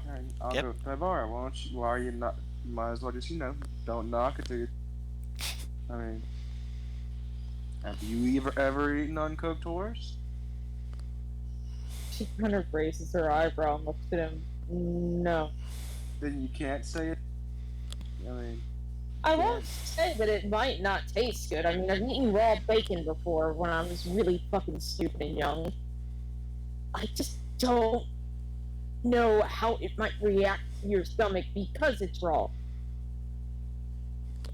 are you interested to see? Because Small part of me says yes, small part of me says no. I'm interested to see what comes out of it. Come, Let's come. See if I've been told when I was younger, my father always said I had an iron stomach. So let's see. That might explain a lot. Can we just I- get on with it? Oh, sure. I assume we're walking while we talk. Yeah. I can't tell if that was clear or not. It was a very clear thing to say. She doesn't want to be here. As you're moving, also, another thing. Paris, make me another Weaver's Tools intelligence check. Or a wisdom check. Your choice. Same thing, so. I figured, but I figured I'd give you the option. You fucking clips! There we go. Hey! There are a lot of clothing with drow designs on various different Oh, boy. entities here. Like, not elvish. This isn't like, oh yeah, no, elves did this. No, this is drow. Specifically drow. Like, let me put it this way. There's significant difference between what a wood elf and a high elf and a drow would put on their clothing. An example of that being, like, a wood elf would have a lot more forest type of themes to the various weavings of their work, whereas a high elf would have more of a light or a way to try and show an enlightened intellect, whereas the drow would have more of a darker undertones, a bit more, clearly underground kind of motif. That's what a lot of this feels like. You also notice there's only maybe a handful of other people who have a similar headpiece to what Tekdak has. And one of them, as you're walking around, is reaches over to something, and you watch as the item is, they don't pick it up, it's drawn into their hand. Like, it just flies through the air into their hand as they're working on something. That's interesting. As for, is Tekdak still, like, Yes, Tekdak's still with you. beside us, or is he... Yeah. Okay. So I will kind of gently tap his shoulder while we walk, and I'll point towards basically what I just witnessed. How was he able to do that? They are speakers. Like myself. You're able to just conjure or call whatever kind of object you desire. Not simply that. To say that we only can do that would be to limit us in what we are able to do. I know of one who is able to move great objects with just speaking to it, with an understanding between them and what they speak with. As an example, they reach forward to the item around one of the items around their kind of like a bandolier, and they pull it out without touching it. It just kind of levitates over their hand as they just kind of turn it over. As an example, Sorry, I'm dumb. What's a bandolier, Don? like, I think the whole bullets. yes, but this holds, Oh! Think Chewy. yeah, Shoot! I know what he's talking about. I hate this. yes, that's actually correct. Oh god. I'd be offended if you didn't. Harris. You know Yeah, I'm another offended from subject. that fucked up a Star Wars scene. Don't go into. As they turn it over, they're like, I am not sure how to describe it for one as yourself, but I speak to the chakka without chakka, which is, this is how it's spelled, by the way, is a throwing weapon. And I am able to hold it and move it around. When it's too far away, it cannot hear me, but I can speak to it nonetheless, at least for a time. And then I can slow. Like, there's definitely a deftness and a practice motion of resheathing it.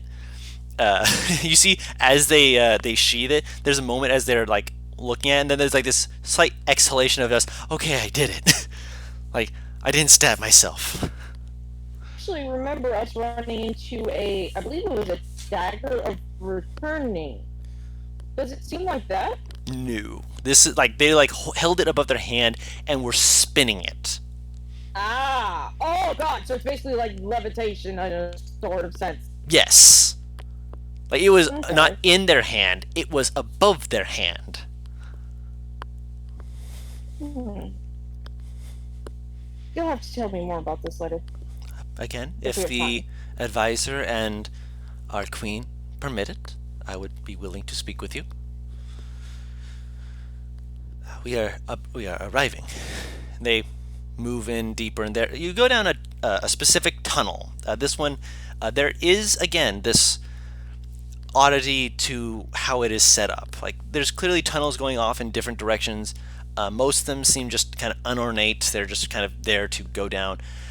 This one, there's ornamentation around the tunnel that seems to be not put there like in a sense like they did it like with intent. It's more put there as like they're mimicking something, something they've seen before, and they seem to almost represent in a way somewhat like the towers that you guys had seen on your approach, with there even being a hole in one of the symbols around the tunnel.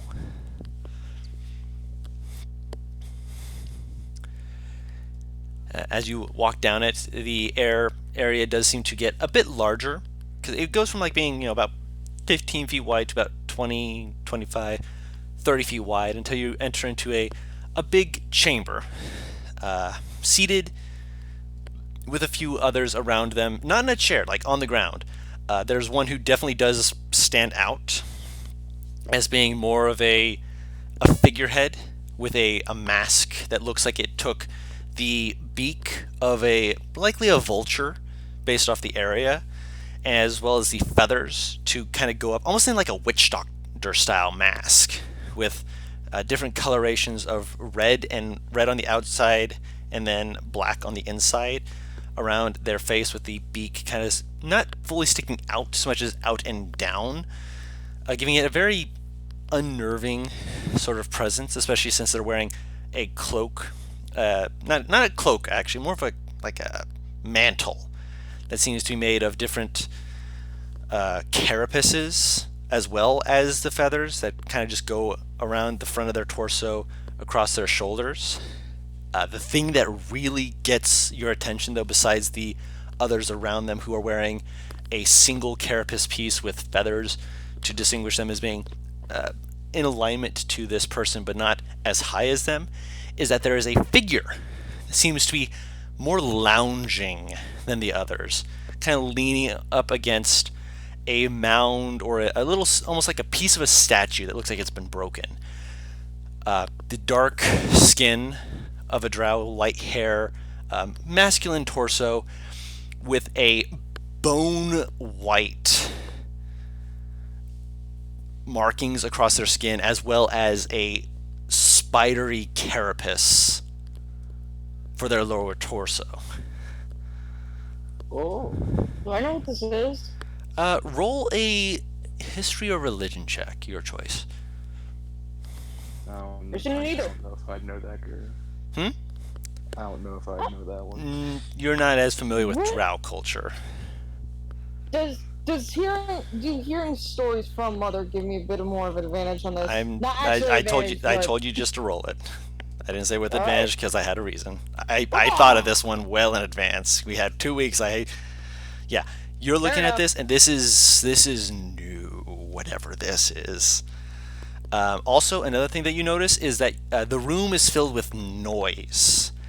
And in various parts of the room, you see that there are these chrysalises on the wall, where there seem to be a few of the Thri who seem to be motioning and making this very, very soft chanting. As you see, occasionally there's like bits of like sunlight that kind of peeks through, and in one of them you can actually see something kind of like shifting within it. You can't see what it is exactly, but there's stuff inside of these things. They're too big to be children, but then again, you don't fully know if or how Thri are supposed to be born.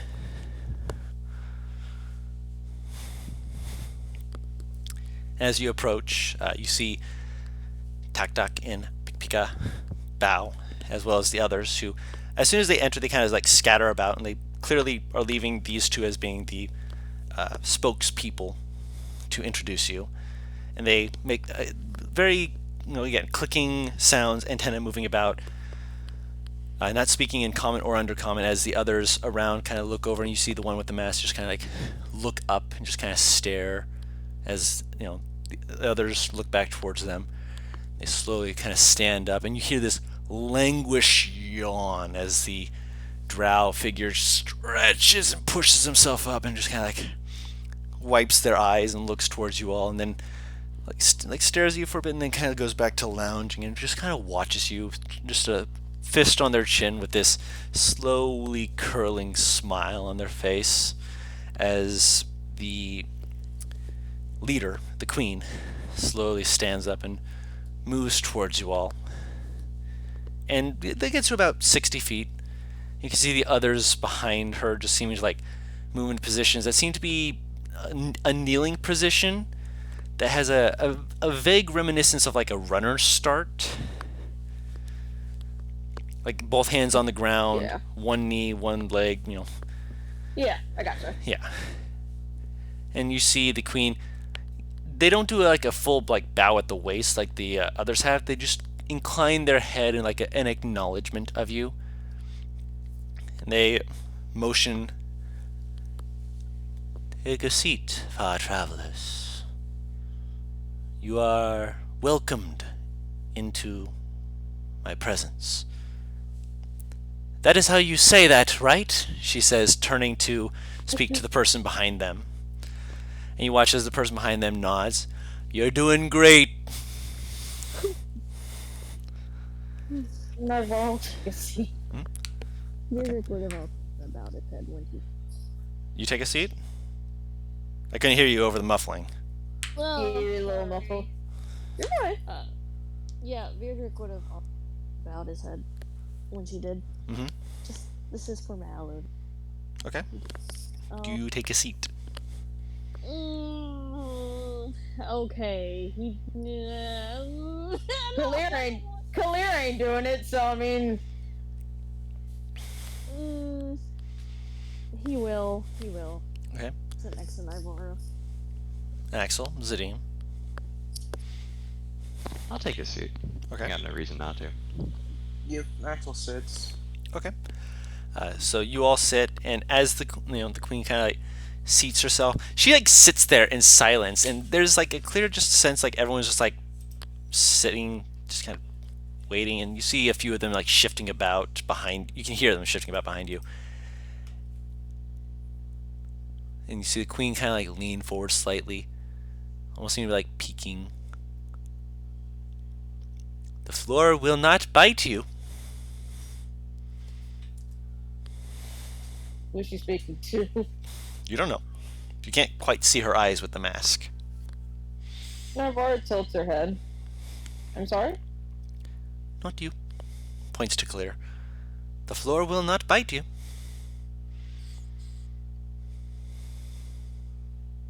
So? Is that not why you are not seating yourself? I just don't want to sit.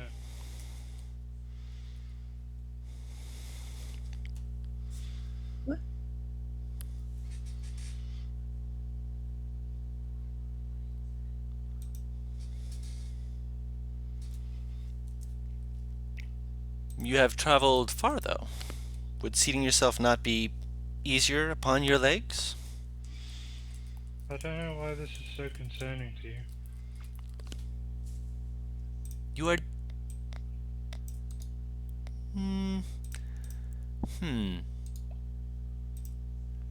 Because I do not understand you. Why would you wish to stand? You were offered a place to sit. You have come quite a long way.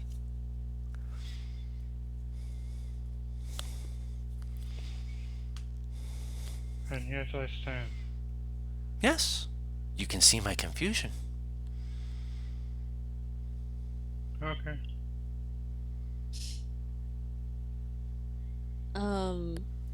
Beardrick's gonna kind of nudge Naivara. Who is BRBing real quick. She's currently away. Right. Well, while she's away, I'm gonna put my ice cream in the freezer again. Okay. Axelrod looks like... I'll say this. So you know how his arcane focus is his fingers? Like his jewelry across his hand? Mm-hmm. He's kind of rubbing it like, do I? like looking at Kalir. Just like looking like he's hesitating on doing a little.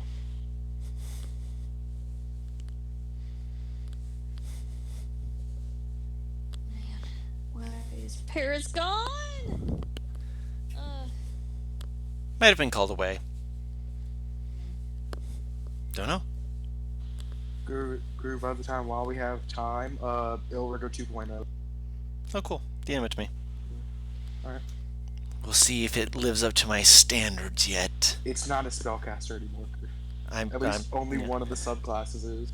I'm still waiting to see it and read through it to see what my my highbrow status of looking at homebrew being like, hold on, is this actually balanced? Speaking of, I actually want to throw a feat idea that I had been thinking about after playing a game and considering some things, because it might be interesting, but that'll be something to throw in and discuss later. Oh, Hey, you're back. You're being poked by Virdrick, by the way. what? Okay, so someone fill me in quick, I guess, please. 'Cause I can't feel Kalir's it. not sitting, The and the wants queen to is know confusing. why Kalir's being recalcitrant as to take a seat. And yeah, and basically the Kalir was just like, and yet I stand, and she's not answering the question. And the queen is just staring at her, just like silently waiting. She is concerned about the safety of the group and wishes to get this over with as quickly as possible. Should something happen, not saying that it will, she wishes to be standing in preparation. You would wish to spill blood in my chambers? We do not know your customs, ma'am.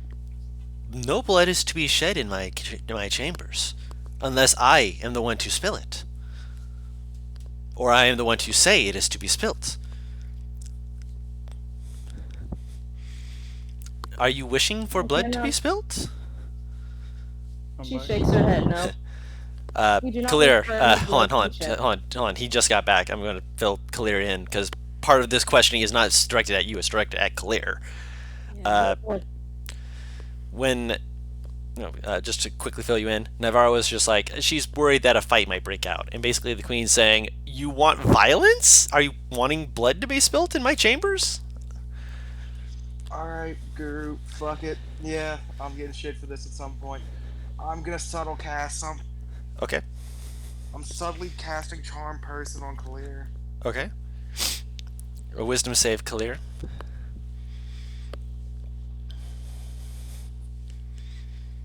That's a fail. So you are very, very best friends with Axel, which might not necessarily be incorrect, but you feel more inclined to listen to him at the moment. And Axel will just look at you and cast Whisper to you, and he just says, Message. "This is a very dangerous situation. If we anger this person any..." You cut out. Butters. Oh no. Butters, you cut out. Discord kicked him! Get back Oh, here! it's important. Yeah. He didn't just cut out. He Always kicked when out. it's important. Discord! Bring back our mans! Discord is rude. Alright, when I get kicked out. Dangerous. This is a very dangerous place. This is a very dangerous person. If we do anything that could upset them, we might get killed on the spot. Please humor this thing by sitting down.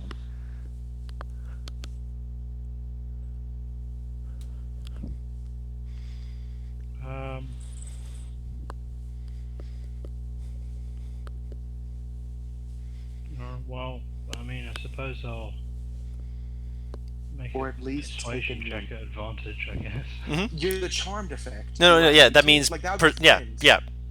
You mean That you would get be friends, advantage that on mean- charisma? Yeah. No, Yeah. that's what friends does. Friends does the advantage on charisma thing. This is the charmed condition. There's the difference. Because friends is a cantrip, while this is a full-on spell. If you Well- only And friends roll only charisma- last for a minute. Hold on, let me look at Charm Person. The charmed effect is, Yeah. the condition is that the charmed creature can't attack the charmer and or target the charmer with any harmful ability or effect. And has advantage on ability checks to interact socially with the creature. You attempt to charm a humanoid, Yeah. you see, and if it fails, saving throw, it is charmed by you, and Yep, which means that you have advantage charmed on... creature regards Yeah. his friendly acquaintance. Alright, I'll roll it.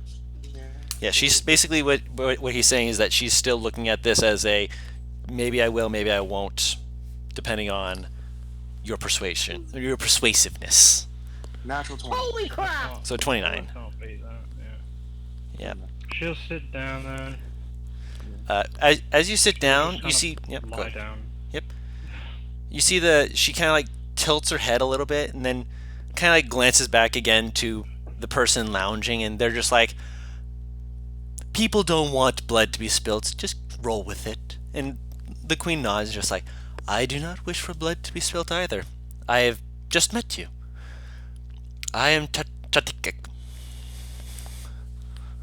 I am the high power and authority for my people. I speak with the world, and I deliver what it requires for them when I have to. May I ask what brings you to the deserts? Are currently looking for 2 people. There are many people that you might find. Why the deserts? Apparently they decided they wanted to be here. I believe they are traveling. Hang on, Don, I'm looking for the names. Oh, I don't know if I fucking wrote it down. That was so long ago, I thought I had. I don't think you were given names. God damn it, I'll keep.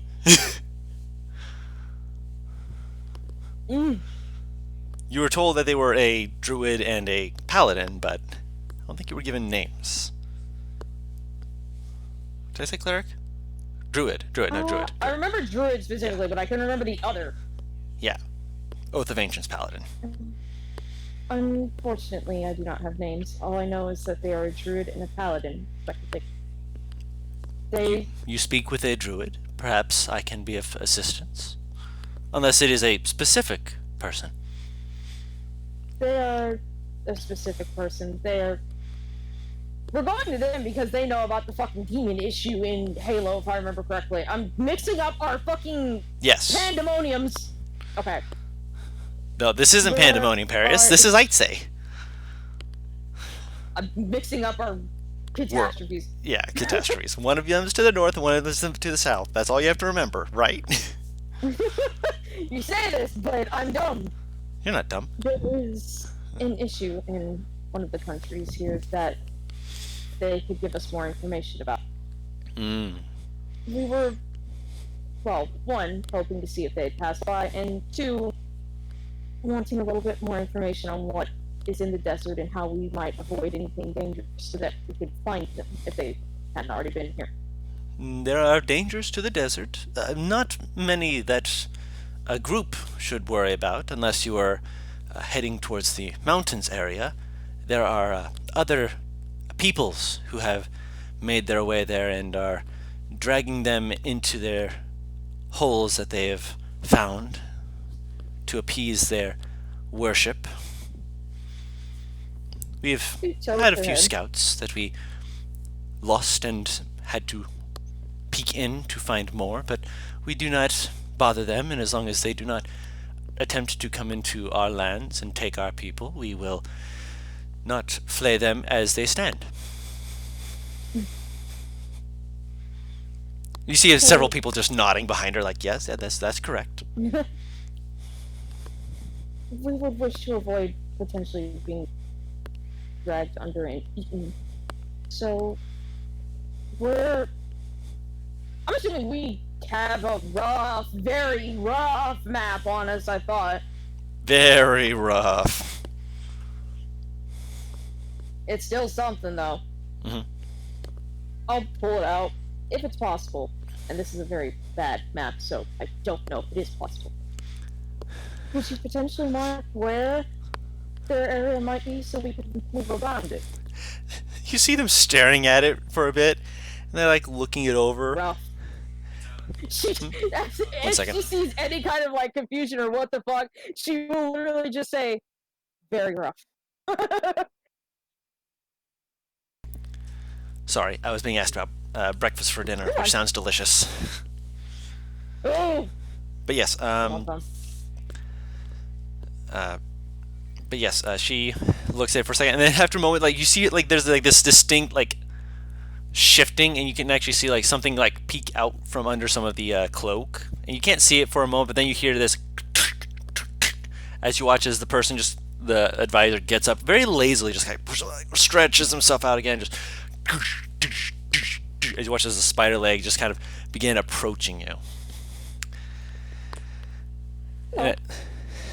And you see like they get up to right behind them of Chuktatik, and they like lay the spider legs down, kind of curl themselves forward, and then just kind of like let themselves kind of like belly flop onto the floor and kind of prop their elbows up to look at the map next to them.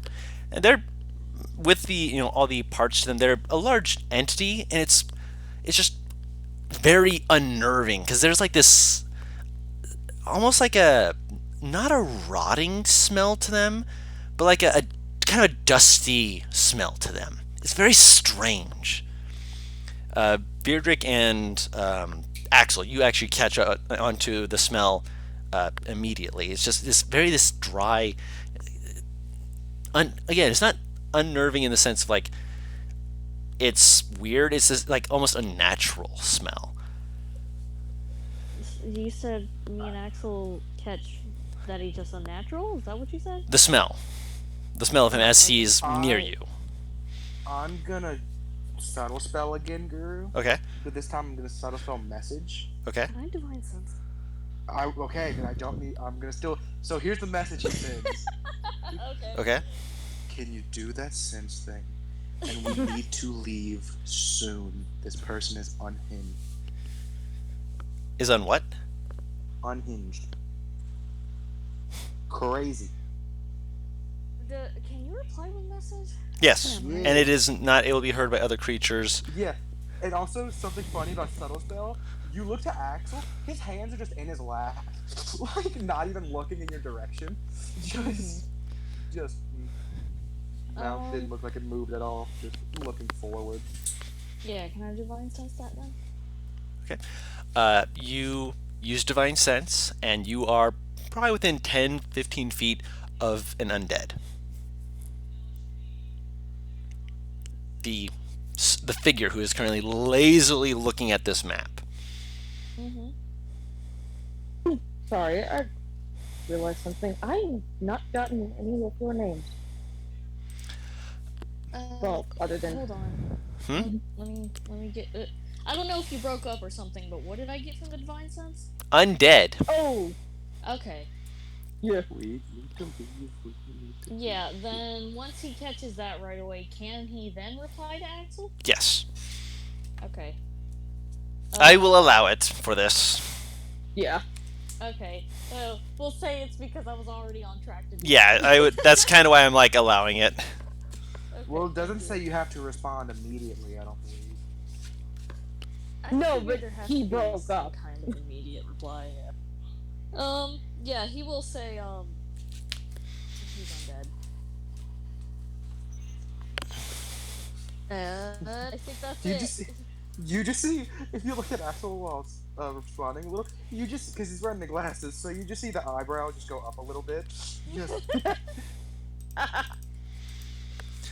Actually, you know what? Okay, he says he's undead, and then he'll also say, "Let the others know." yeah, okay. I'll shoot it first to Nivara. Alright, fuck it. Oh, fuck, I'm using up all my sorcery points.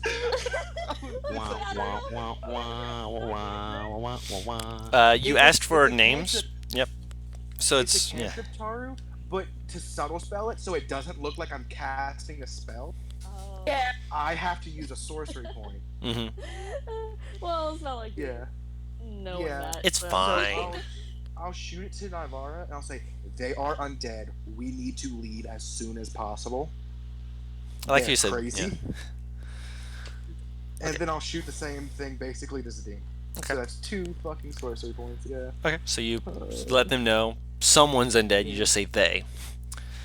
Also, you asked about names. Tatitik is the queen, the one in the witch doctor mask, who said that she is a druid.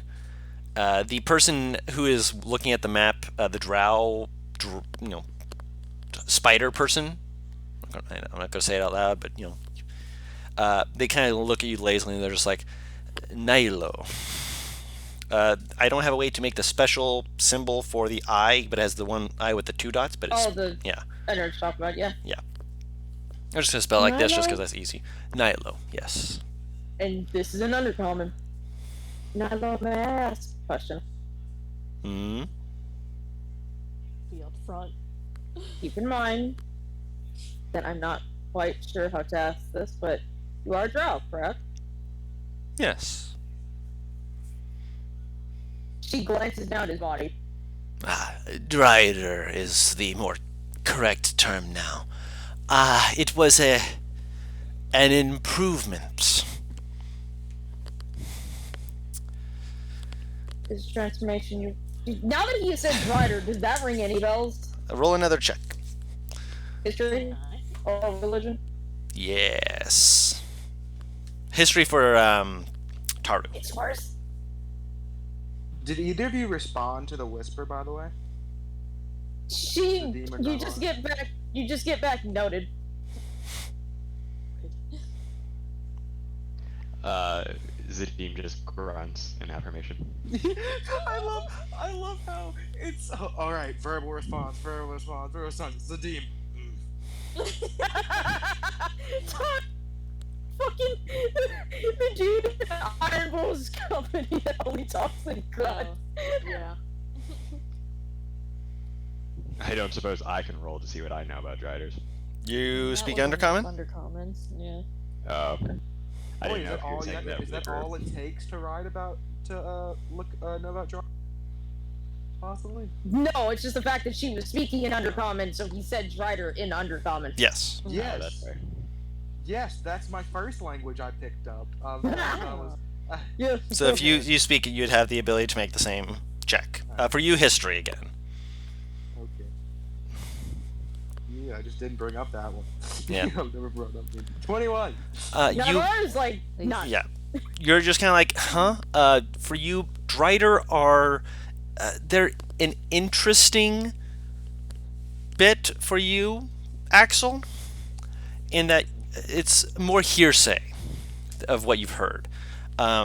In that, in some cities, in some parts where drow are more of the dominant people, Drider are both considered to be a boon and a curse. In that it means that you were selected to undergo this transformation, which it's a boon in that it gives you a boost to strengths that you may have had, but is also a curse in that it means that you are considered to be a strong entity, but not strong enough.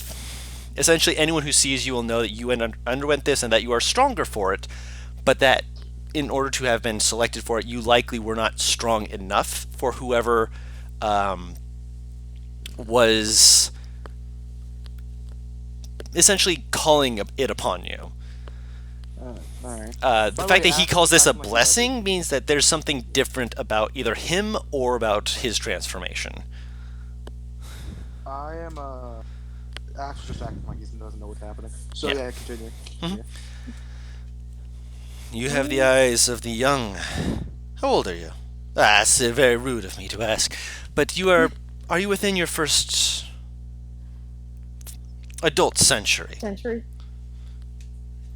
I see the softness of your face, very, perhaps half. Nods her head. They do not talk of us much amongst the half people, but I still try and learn as much about my elven side as I can. good.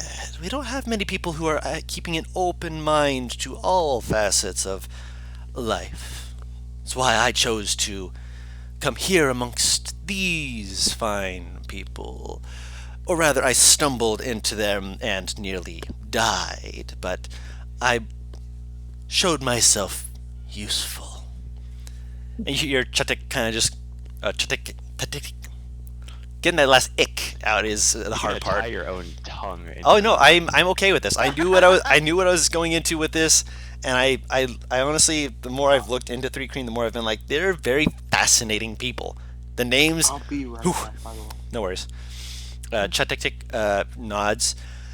Much in the way of my own abilities, they have their own skills that are different than mine, and they are a vast traveler. They've traveled. That is the word, vast. No, far, far. You've traveled far and wide, many places. You see the person just kind of like, no, sorry, Nilo just kind of like nods, like, yes, sorry, Nilo. Nilo? Nilo. Just typed it out. My mind's just going, Funny. I'll get there eventually. He kind of just nods, kind of waves his hand languidly, like, yes, of course, but everyone needs something to truly set them apart. Well, this transformation is certainly one way.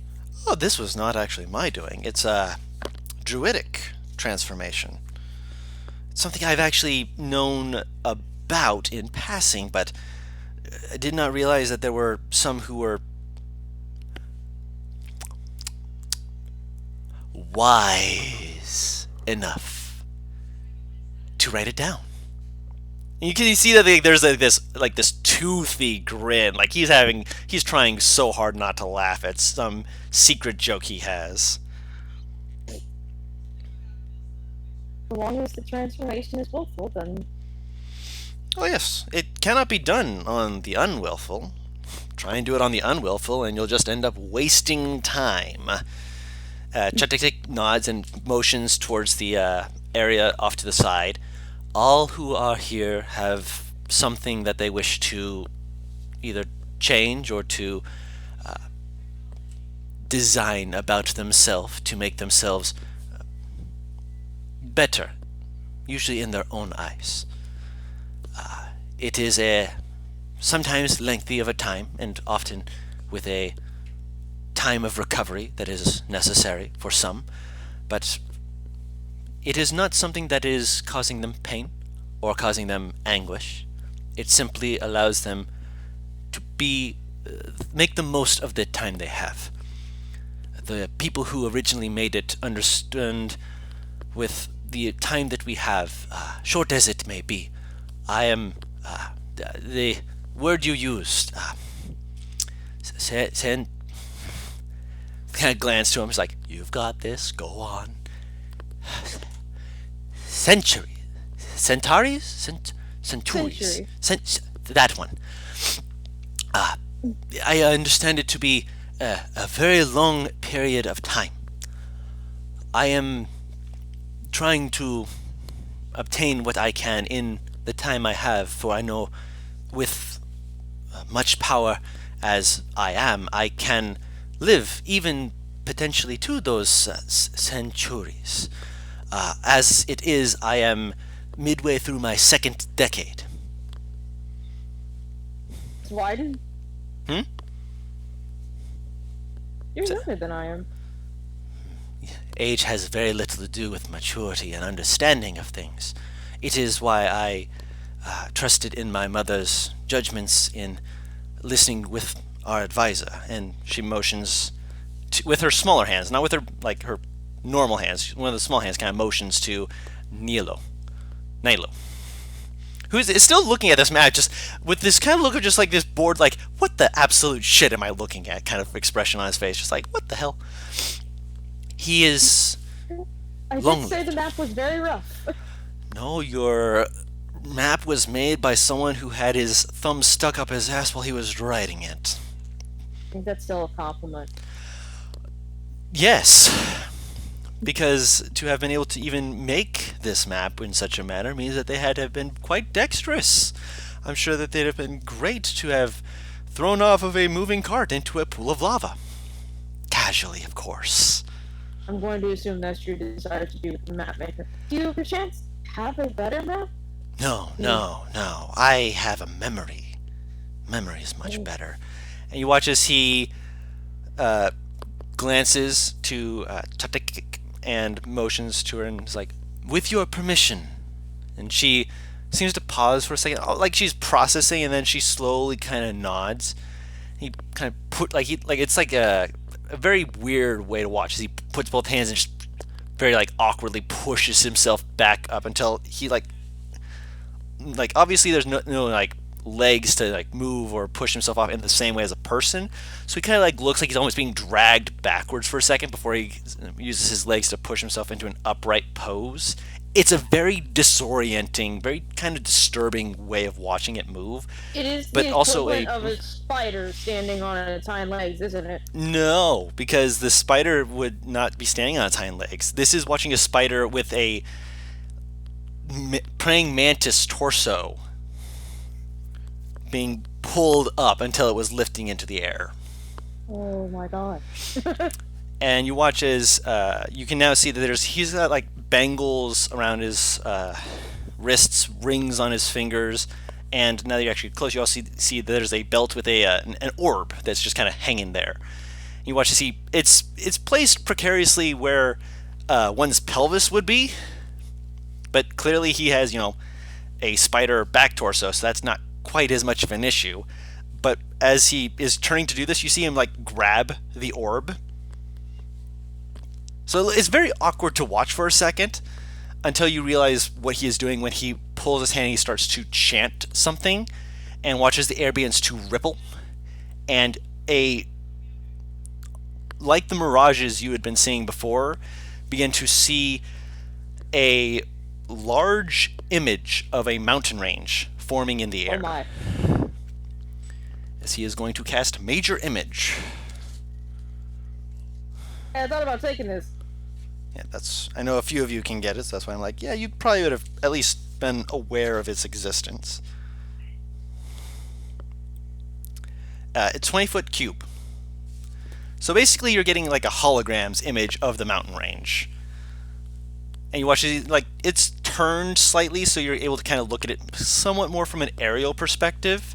It's not a great aerial perspective because it's clearly being done off of his memory, but it's still good. It shows various details. Not the best, but enough that you can get an idea.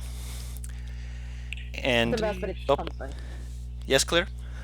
Are we still in the room? You have not moved. Okay. He is right next to the queen, who is right across from you, and the image is behind the two of them to give you guys a visual of the mountain range better than the map. Let me put it that way. It's not the entire map, it's just the mountain range, just so you know. And But it's still something. I say right, but it's still something. yeah. Well, it's just kind of turned away. She's sitting down, but she's not happy about it. No, I understand. As this is going on, you watch as in some of the mountainous parts, you can see that there's little bits like that are glowing a bit, like a red glow, that seem to be pointing towards different entrances. You can see that there's 3 entrances that show up on some of the mountains, 2 on one mountain and 1 on another. These are the entrances that were noted by our scouts that lead into the lair of this mountain. This other one seems to be more of a side passage for trying to be more subtle about one's comings and goings. It's easy enough to circumnavigate it going this way around. Kind of points towards the either side of it. If your friends are not moving too close to any pathway near to the mountains, they should be fine. But that being said, I would say that anything in the radius of that mountain, points towards the one that has the 2 entryways into it, should at the very least be careful. Noted. I would not wish for anyone to try and brush elbows with a Dracolich. Okay, so Don, Yes. considering my research, did I run into that fucking phrase ever? You've heard mention of it. Oh boy. Can I roll to see if I History. I'm gonna assume just Draco, in other words, would send danger, but anything else. Actually, not a history check. Roll me an intelligence check. I mean, Draco Meteor is a very powerful move in Pokemon. I know, right? By the way. That's not something Yes? Draco would know. Draco would- What was that, Butters? I was gonna say the same thing as Taru. That's something. I'm pretty sure he would know what a Draco Lich. Well, he definitely knows what a Lich is. Does he know what a Draco Lich is? Intelligence checks. I rolled Does 9. Beardrick would know? That's what I said. Intelligence checks. Oh. Well, both of you Okay. definitely know what a Lich is. Yes. Yeah. So you're both able to kind of put it together. You don't have any additional information, is what that 9 tells both of you. Both of you would be able to say Draco, Lich. Okay. Put it together, it must be a Lich dragon. Which, you know, is horrible. Yes. Axel, you know that Draco Liches tend to be, again, dragons that are undead. They're liches. The thing about them that's most interesting, though, is that most of them require some kind of assistance in order to become Draco Liches. And they're usually not going to be like ancient dragons. They're usually adult dragons. So it's not deadly to the point of screaming, but it's definitely a dangerous in the sense of whatever they were, their shed of whatever their mortal coil was, and there's still absolutely going to be danger to them, but that may mean that they either have, entities that helped them do it that may be able to help you figure out how to defeat them, or in another way of putting it, there might be people who you could figure out how they were, doing it, and potentially either cause some kind of not mishap, knowledge about how their workings are, essentially. See if you can defeat them in some manner. If you were trying to slay it, of course. Otherwise, you deal with it like a dragon, but one that will remember you forever. Alright. Oh, that's a clock, I'm laughing on.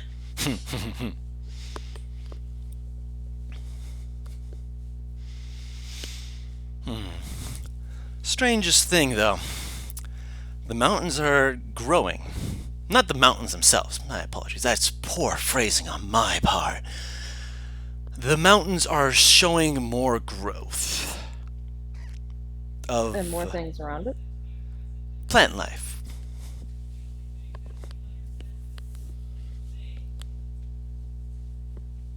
Are they fact- still indigenous to the mountains?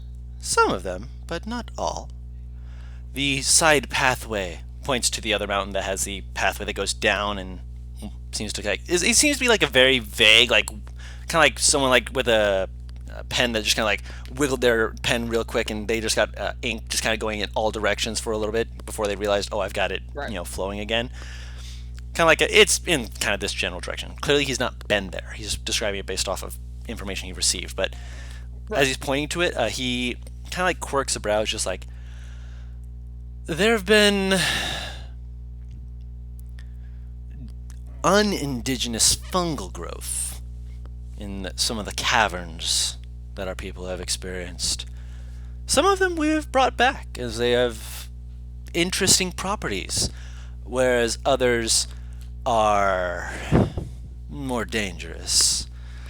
If you'd like, I can show you some of the ones that have been brought back. And you see him like reach into a pouch and pull out a powder. He just kind of holds it out to you like, want some? Like the powder that made me look into the ethereal plane. Vaguely, but not the same, per se.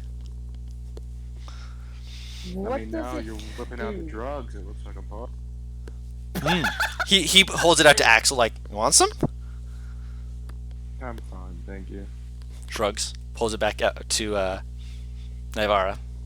What does it do? The last time I took any kind of powder on accident, I saw ghosts. Oh, you won't see. Ooh, I need some of that. If you ever find any of that, bring it back. I'd love to try it out. No, this Well, has you a. have to say me something, right? I'm giving you information for free right now. We won't call it even. I'm doing what I've been asked to do by the Queen, and helping you right now just feels like it'd be fun. Out of the kindness of your heart. She like backs her eyelashes at him. Oh, you want the kindness of my heart? Okay, I need you to make a charisma check. Charisma check? Yeah, this isn't persuasion. This isn't deception. I need you charisma check. That's an 11. I'm rolling low here. Yeah, kindness of my heart. It's there's a playfulness to it. Roll me an insight check. Just what you die. Yeah. As he says that, you start to kind of put together, kind of in your head, the pieces of the puzzle as it happens. This guy might be high. And you were told that he was undead, which means that this is something that can get undead high. Oh, God! And the way you phrased that, clearly he seems to have thought something other than, the normal kindness of your heart thing, as he holds it up and blows some of it into your face.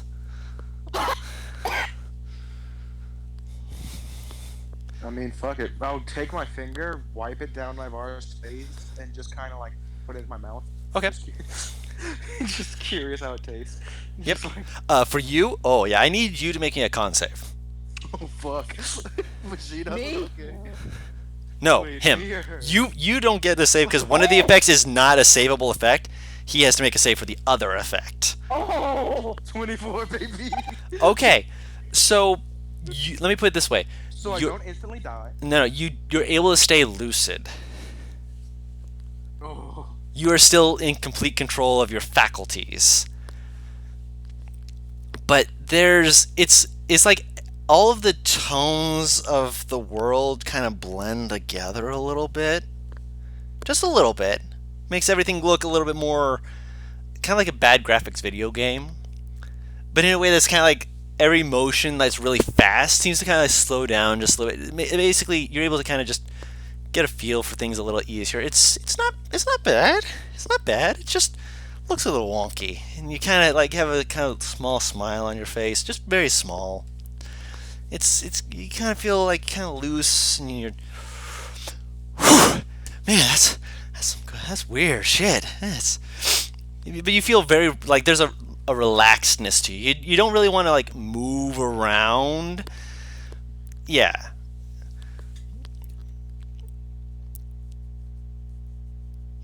Holy crap.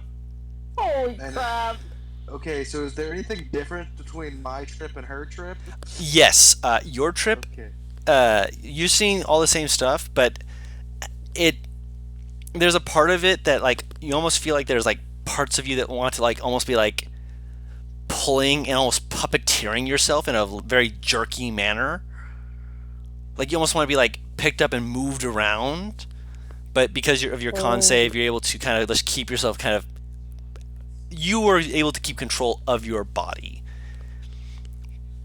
Basically, it's like This is you like feel it being pulled, and you're like, dust. Okay. kind of. Oh, yeah. Yeah, and it's you can definitely notice for yourself. You obviously are the only one who'll notice that it's not as affecting her as much. But that's only because you're the one experiencing it. Yeah.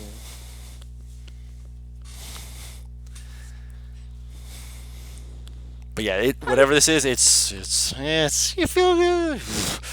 Granted, it's going to probably be a few minutes before it really starts to make you feel good and just kind of not want to get up or move. You can suddenly understand why he was wanting to just kind of lay down and not move. It's nice.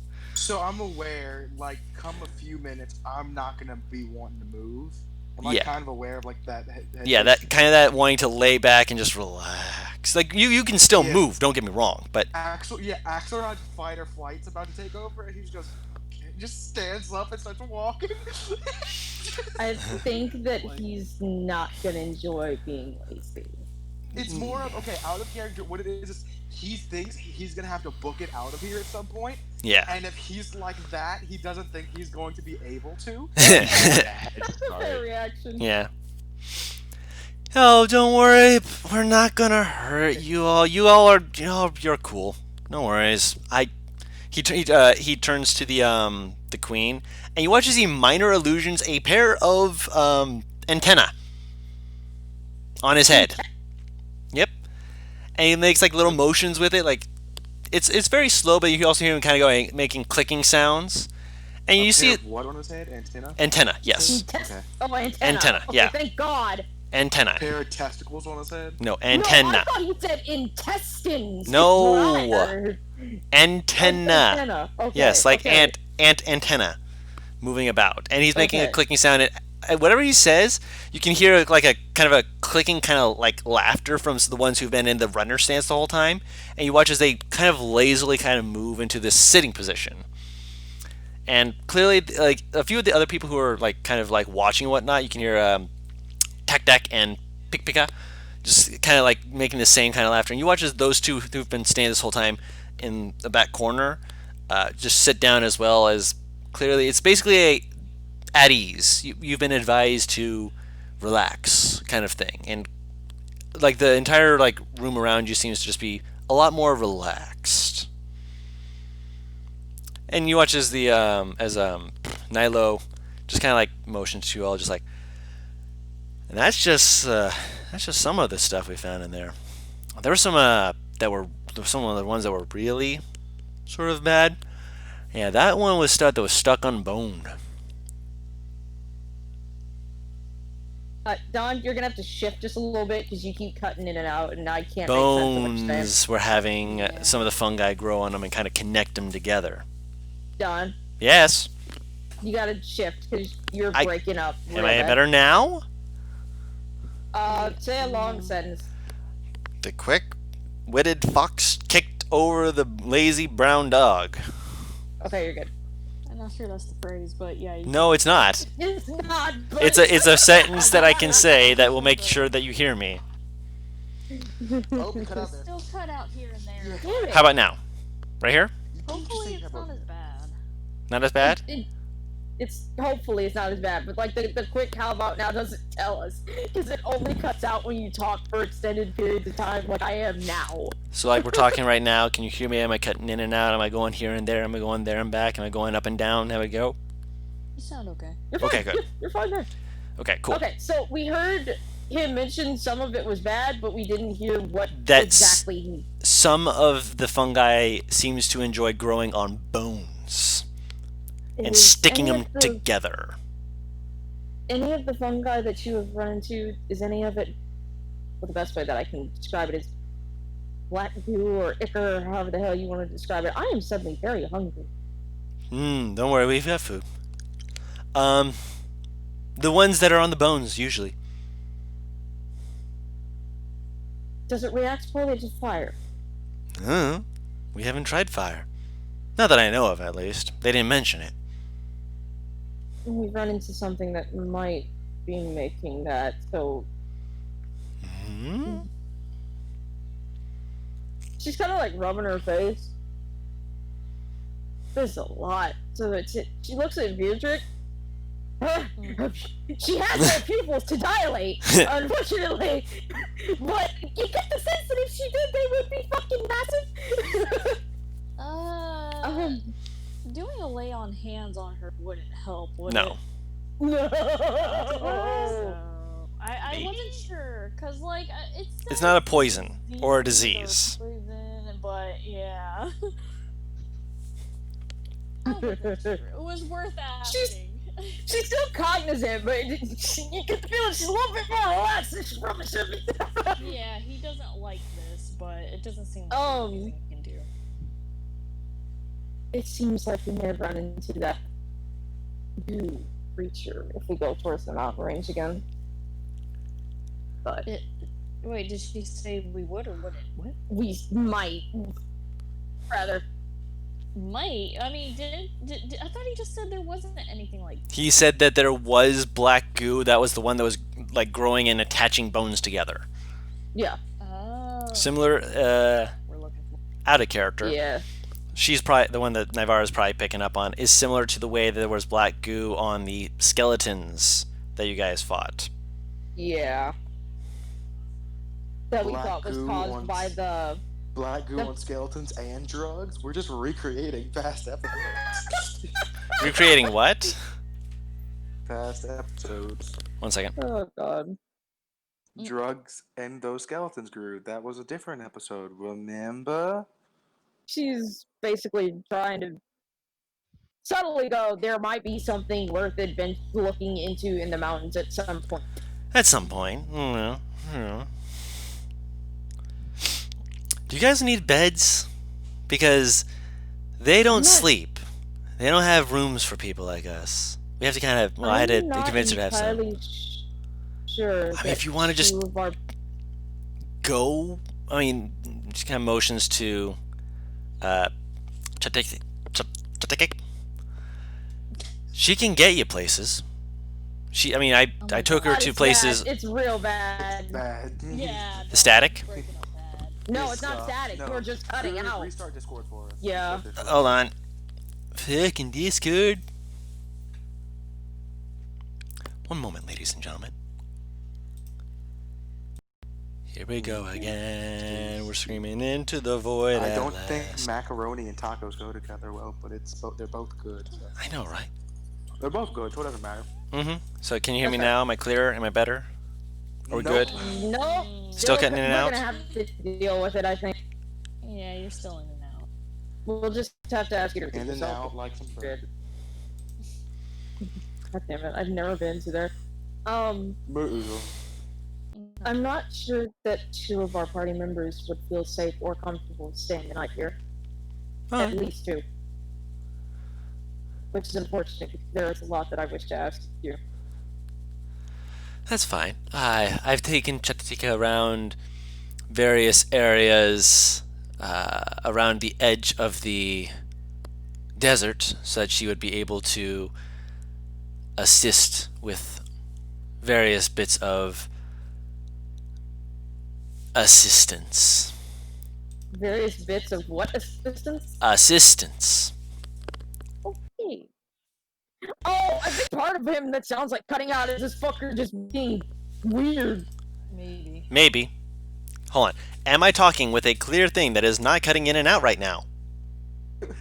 No. Not at all. Oh my god, not at all. Guru, Yeah. out of that sentence, we maybe heard 2. Fuck. Oh no, I heard the full sentence. It's just near the end he went, eh. Of it, but How about now? it's hard to piece it together. How about now? And now? And now? Maybe. Perhaps now.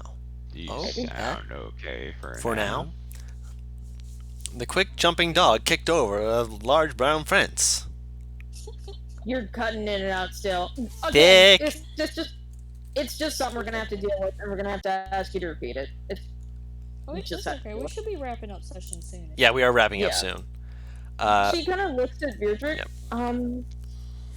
As much as Axel is probably going to lose his mind if I ask this as well as Lear and you, it would He's not not hurt. here. She's talking to Beardrick. No, Oh, I mean, Axel's not here. You walked out. Yeah. I know. She's talking to Beardrick. It probably would not hurt to stay here for the night because I don't know a lot about the desert, but I don't imagine that anything good comes out of it during the night, especially considering what we saw at nighttime. What'd you see?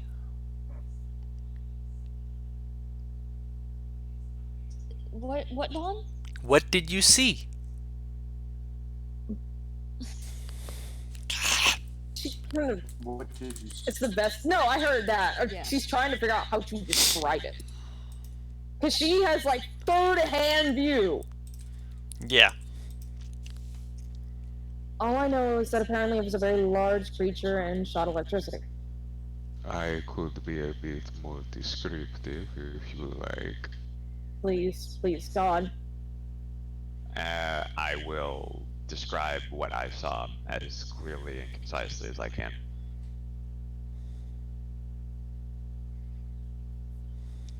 Okay.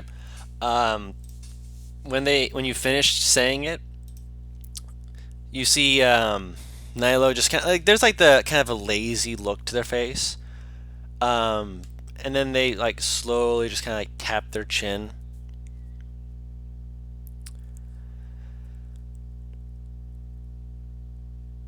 Glance towards Chatatik, who is completely still.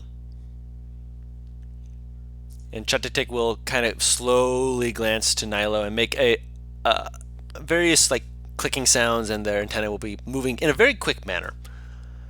And Nyla will just kind of exhale and just like, yeah, I kind of figured. I would like to extend the Queen's insistence that you stay the night. She looks at Beardrick. If Oh, that's just comforting. if just to tell more of this sighting.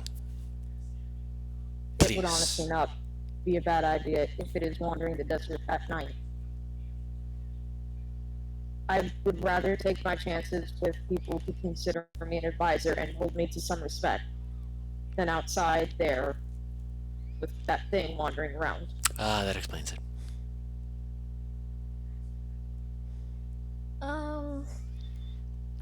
Beardrick will look at Zadim like, we can't tell them any more than we did.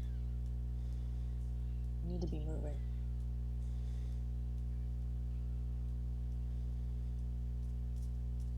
Wait, he's looking at Zadim and saying this? No, What's he the glanced at him. Sorry. Oh, And okay. He's talking to Naivara.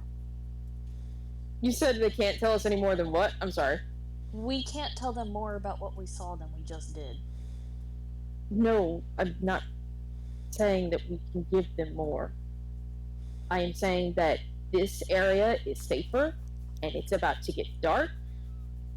So I would rather stay here than stay out in the open where that thing could get.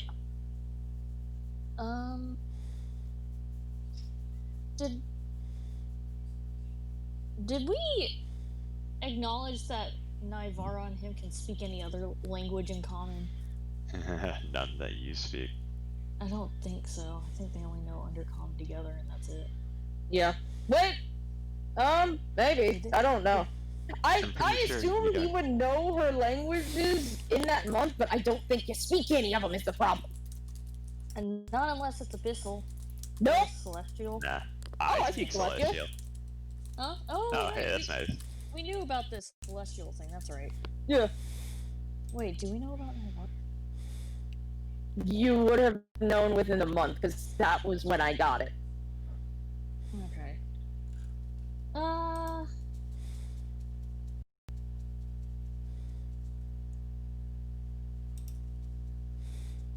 And I doubt that Beardrick would not see her studying at some point, because they found out a lot during that month. Yeah, I'm trying to debate if he would switch or not. Yeah, he'll switch. He'll switch to Celestial and be like, we need to get going, Naivara. And he says this in a very stern way to where you know he does not want to stay here. I, again, would much rather take our chances with people who hold us in high regard somewhat than the creature that we potentially do not see coming. I think And our that could- chances We don't. better elsewhere. Where? In the middle of the desert, where half of us can't see far enough, and that thing could come at us at any time and murder us. How is that a better option? We don't know that they will hurt us. We do know that that thing.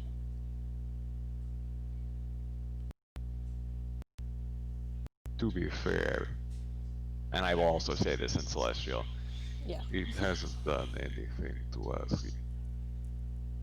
The moment Oh, that you mentioned it to them, I swear it's as if their hackles raised.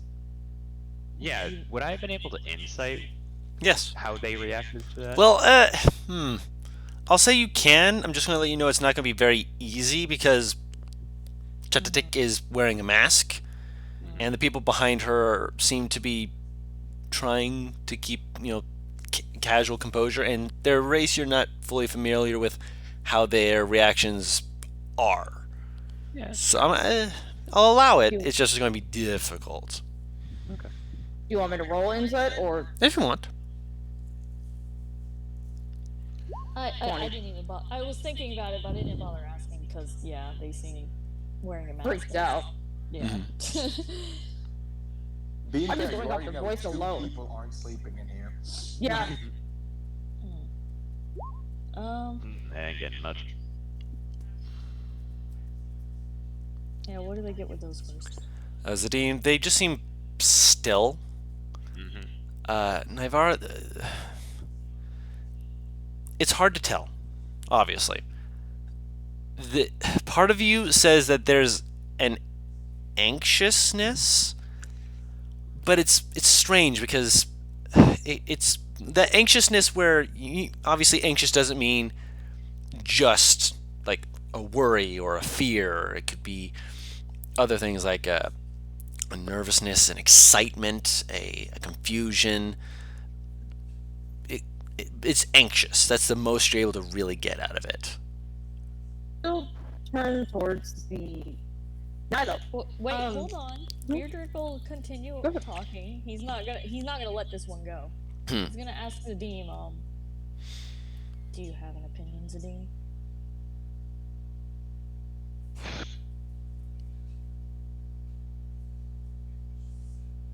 I cannot get a read on how they reacted to the way I described it. They seem anxious if you want my input. Oh my goodness. Can you hear me? Yes. Hello. Okay. Beardrick will look at Naivara then and be like, But Oh, if you didn't hear, she did say they seem anxious if you want my input. he wasn't, he nods at you, but he wasn't done talking.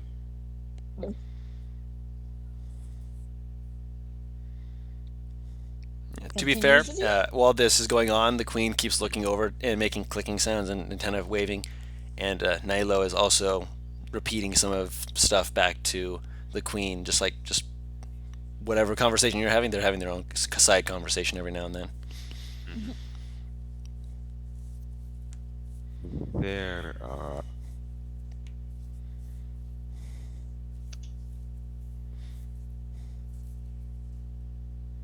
risks with going or staying. True, we don't know enough about what we saw, or really what I saw last night, to say if it is or is not hostile towards us. At the same time, we don't know enough about these people to say they are not going to be hostile based upon what we have heard about them. They can say that they hold us in regard, but that does not mean that their opinion cannot change at their whim.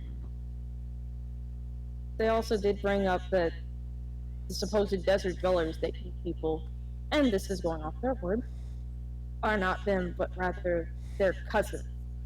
Air quote.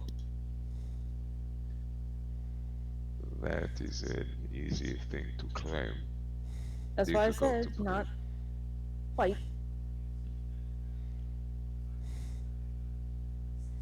I will say, if we try to leave, they will have no difficulty stopping us, if they so desired. They vastly outnumber us. In case this helps at all, Queen Chetik was saying that she could get you behind the mountains in the morning. She looks at Beardrick. Well, the person that we're looking for is supposedly in the desert. If you need to be around the mountains, there are areas that she has seen and can remember. when they were talking about the mountain and stuff, is this something we have to worry about, this fucking mountain? Is the people we're looking for on the other side of it? Supposed to be on the other side of it. What'd you They're say? on the You other cut side out? of the desert. Oh, okay. So basically, if they teleport us to the mountain, we'd be on the other side of the desert. We could just go into the desert from there. Yeah, right around here-ish. Oh. Is that where we're trying to go? I'm confused. Where would they teleport us on? On the other side of the mountains. He says Which right is- around here. Yeah. If my ping will show it. Yeah, is that where the people we're trying to find is supposed to be? Supposed to be on the other side of the mountains. Okay, so yeah. teleporting us, so teleporting us to the other side of the mountains would definitely be helpful. Basically, it would shave off like a good maybe week, 2 weeks of time. As well as getting us out of the danger of the desert.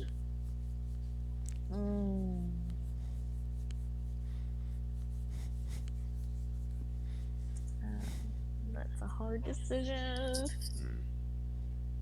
Being fair, if we're doing this voting wise, if any one of you says no, the party votes. It's a no. Yeah. Virdrick It's was because gonna 2 say already that said too. no. Because I know Kalir doesn't want to, and Axelrod wants out too, so.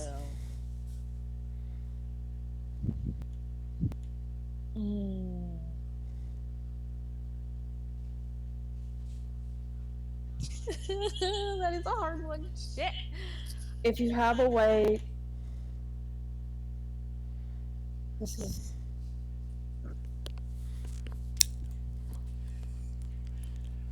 we're just going to have to brave the desert, because there's no way that we're going to be able to convince Kalir and Axel to wait a day. I don't think it's possible. That's really very upsetting. If you wish to sleep outside, you can sleep outside. Guru, before I left, could I have said, hey, it's clear, if you want to come with me, you can, by the way? Yeah. Because I saw she looked uncomfortable. Yeah. I'd invite her too, if she wanted. You can both be out there, yeah. If she wants to. Is she still charmed?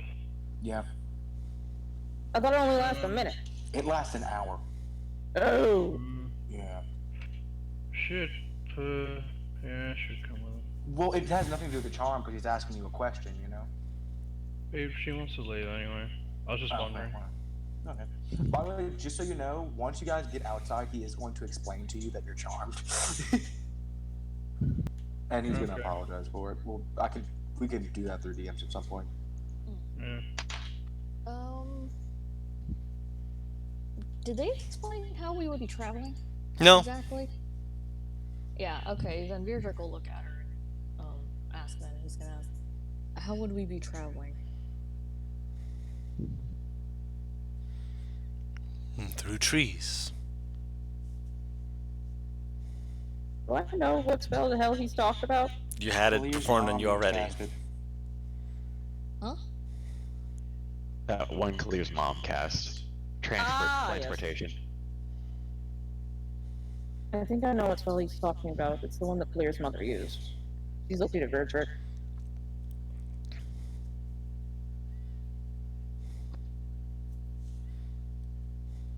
Why would you be willing to help us?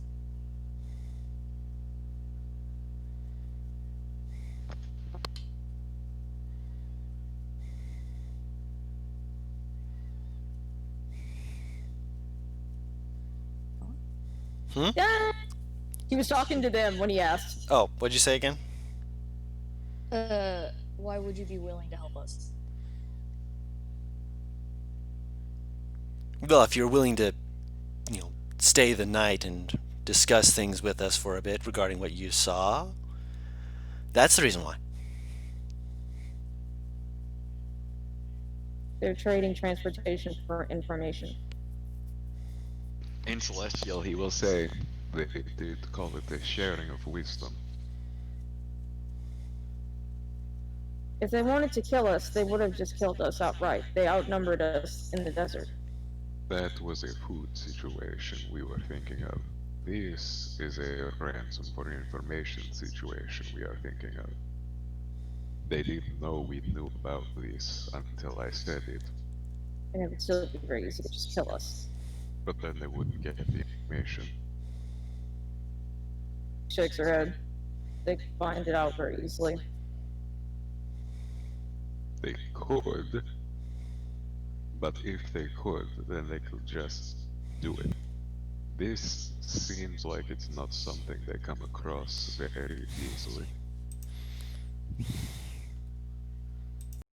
So what do we do then?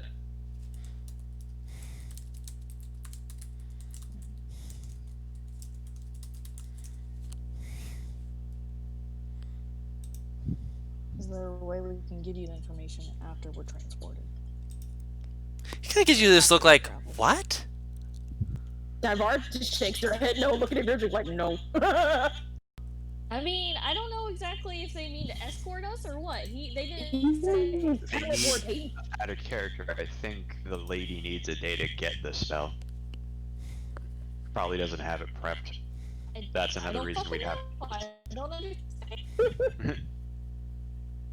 Virgil, I do not understand. That's why They could Navarro. travel with us. The next day, they could travel with us, and we could tell them there. I don't know. I don't think the queen can leave. Is the thought.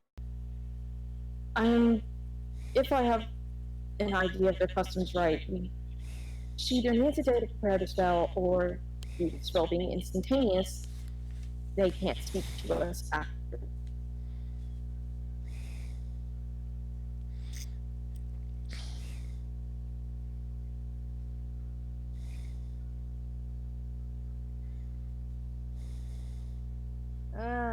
God, there's just no specifics. I think that's the point. She looks at Rudrick, and in Celestial she would go, ages ago you wouldn't have trusted me with anything like this as well, but you still put your faith in me. Trust that my judgment is right on this case. When he looks at you, you know that is really you can tell every bit of his being is saying no. That's why she's asking this, and in this way.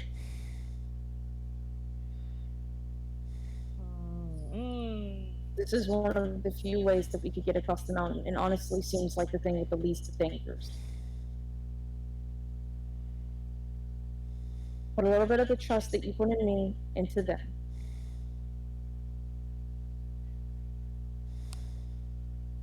God, okay, this is gonna be a hard one.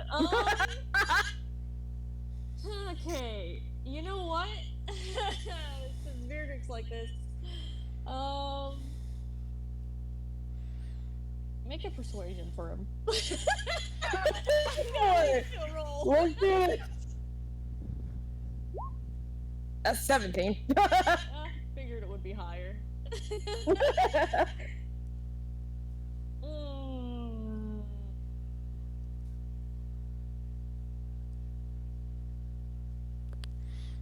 Okay, yeah, he'll sigh and nod. Fine. She smiles. We sleep outside though. She nods her head.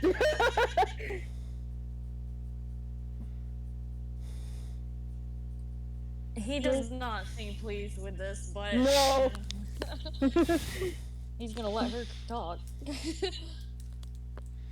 So long as they're allowed to sleep outside, then We're not going to I believe. force your sleeping arrangements. You sleep as you wish. We just want to get as much information as you are able to provide us with.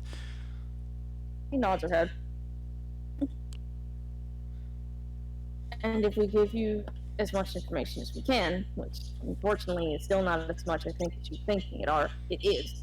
It is Wow, more my than grammar. it is more than we have ourselves. That is enough. And she will teleport us to the other side of the mountain.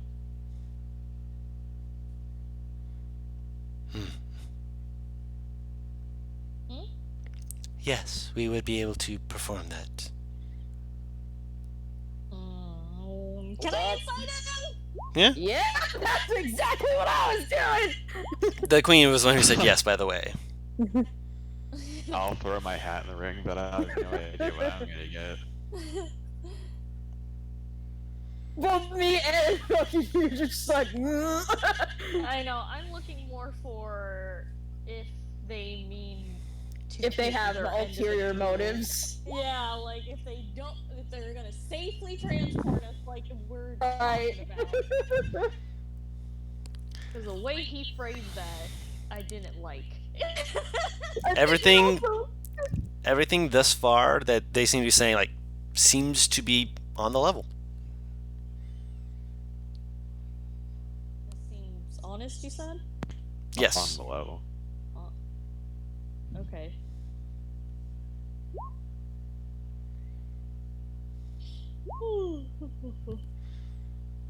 No, we're ending session. If you guys have come to a Oh. decision, I keep saying I'm hungry. Yes, we come to a decision. Okay. Everybody else will stay outside, Nevar and I will stay inside and talk with them.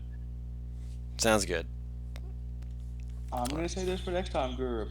Expect Axelrod to possibly leave the campaign next week, or not the campaign for a short period of time. Because I'm gonna say this: he's going to act the guide, just take me to where they're going, and we'll meet them halfway, maybe. You He can't. does not want to go through that teleportation. No, he does not want to go through that one with teleportation. That's fair. Yeah.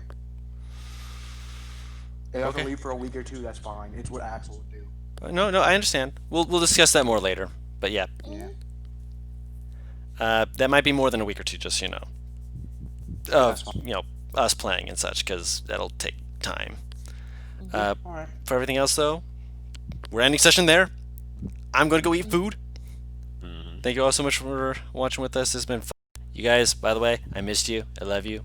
Never forget I love you. And, yeah. So until next time, we've been What Team Comp. We'll see you all later. Bye-bye. Bye. See you.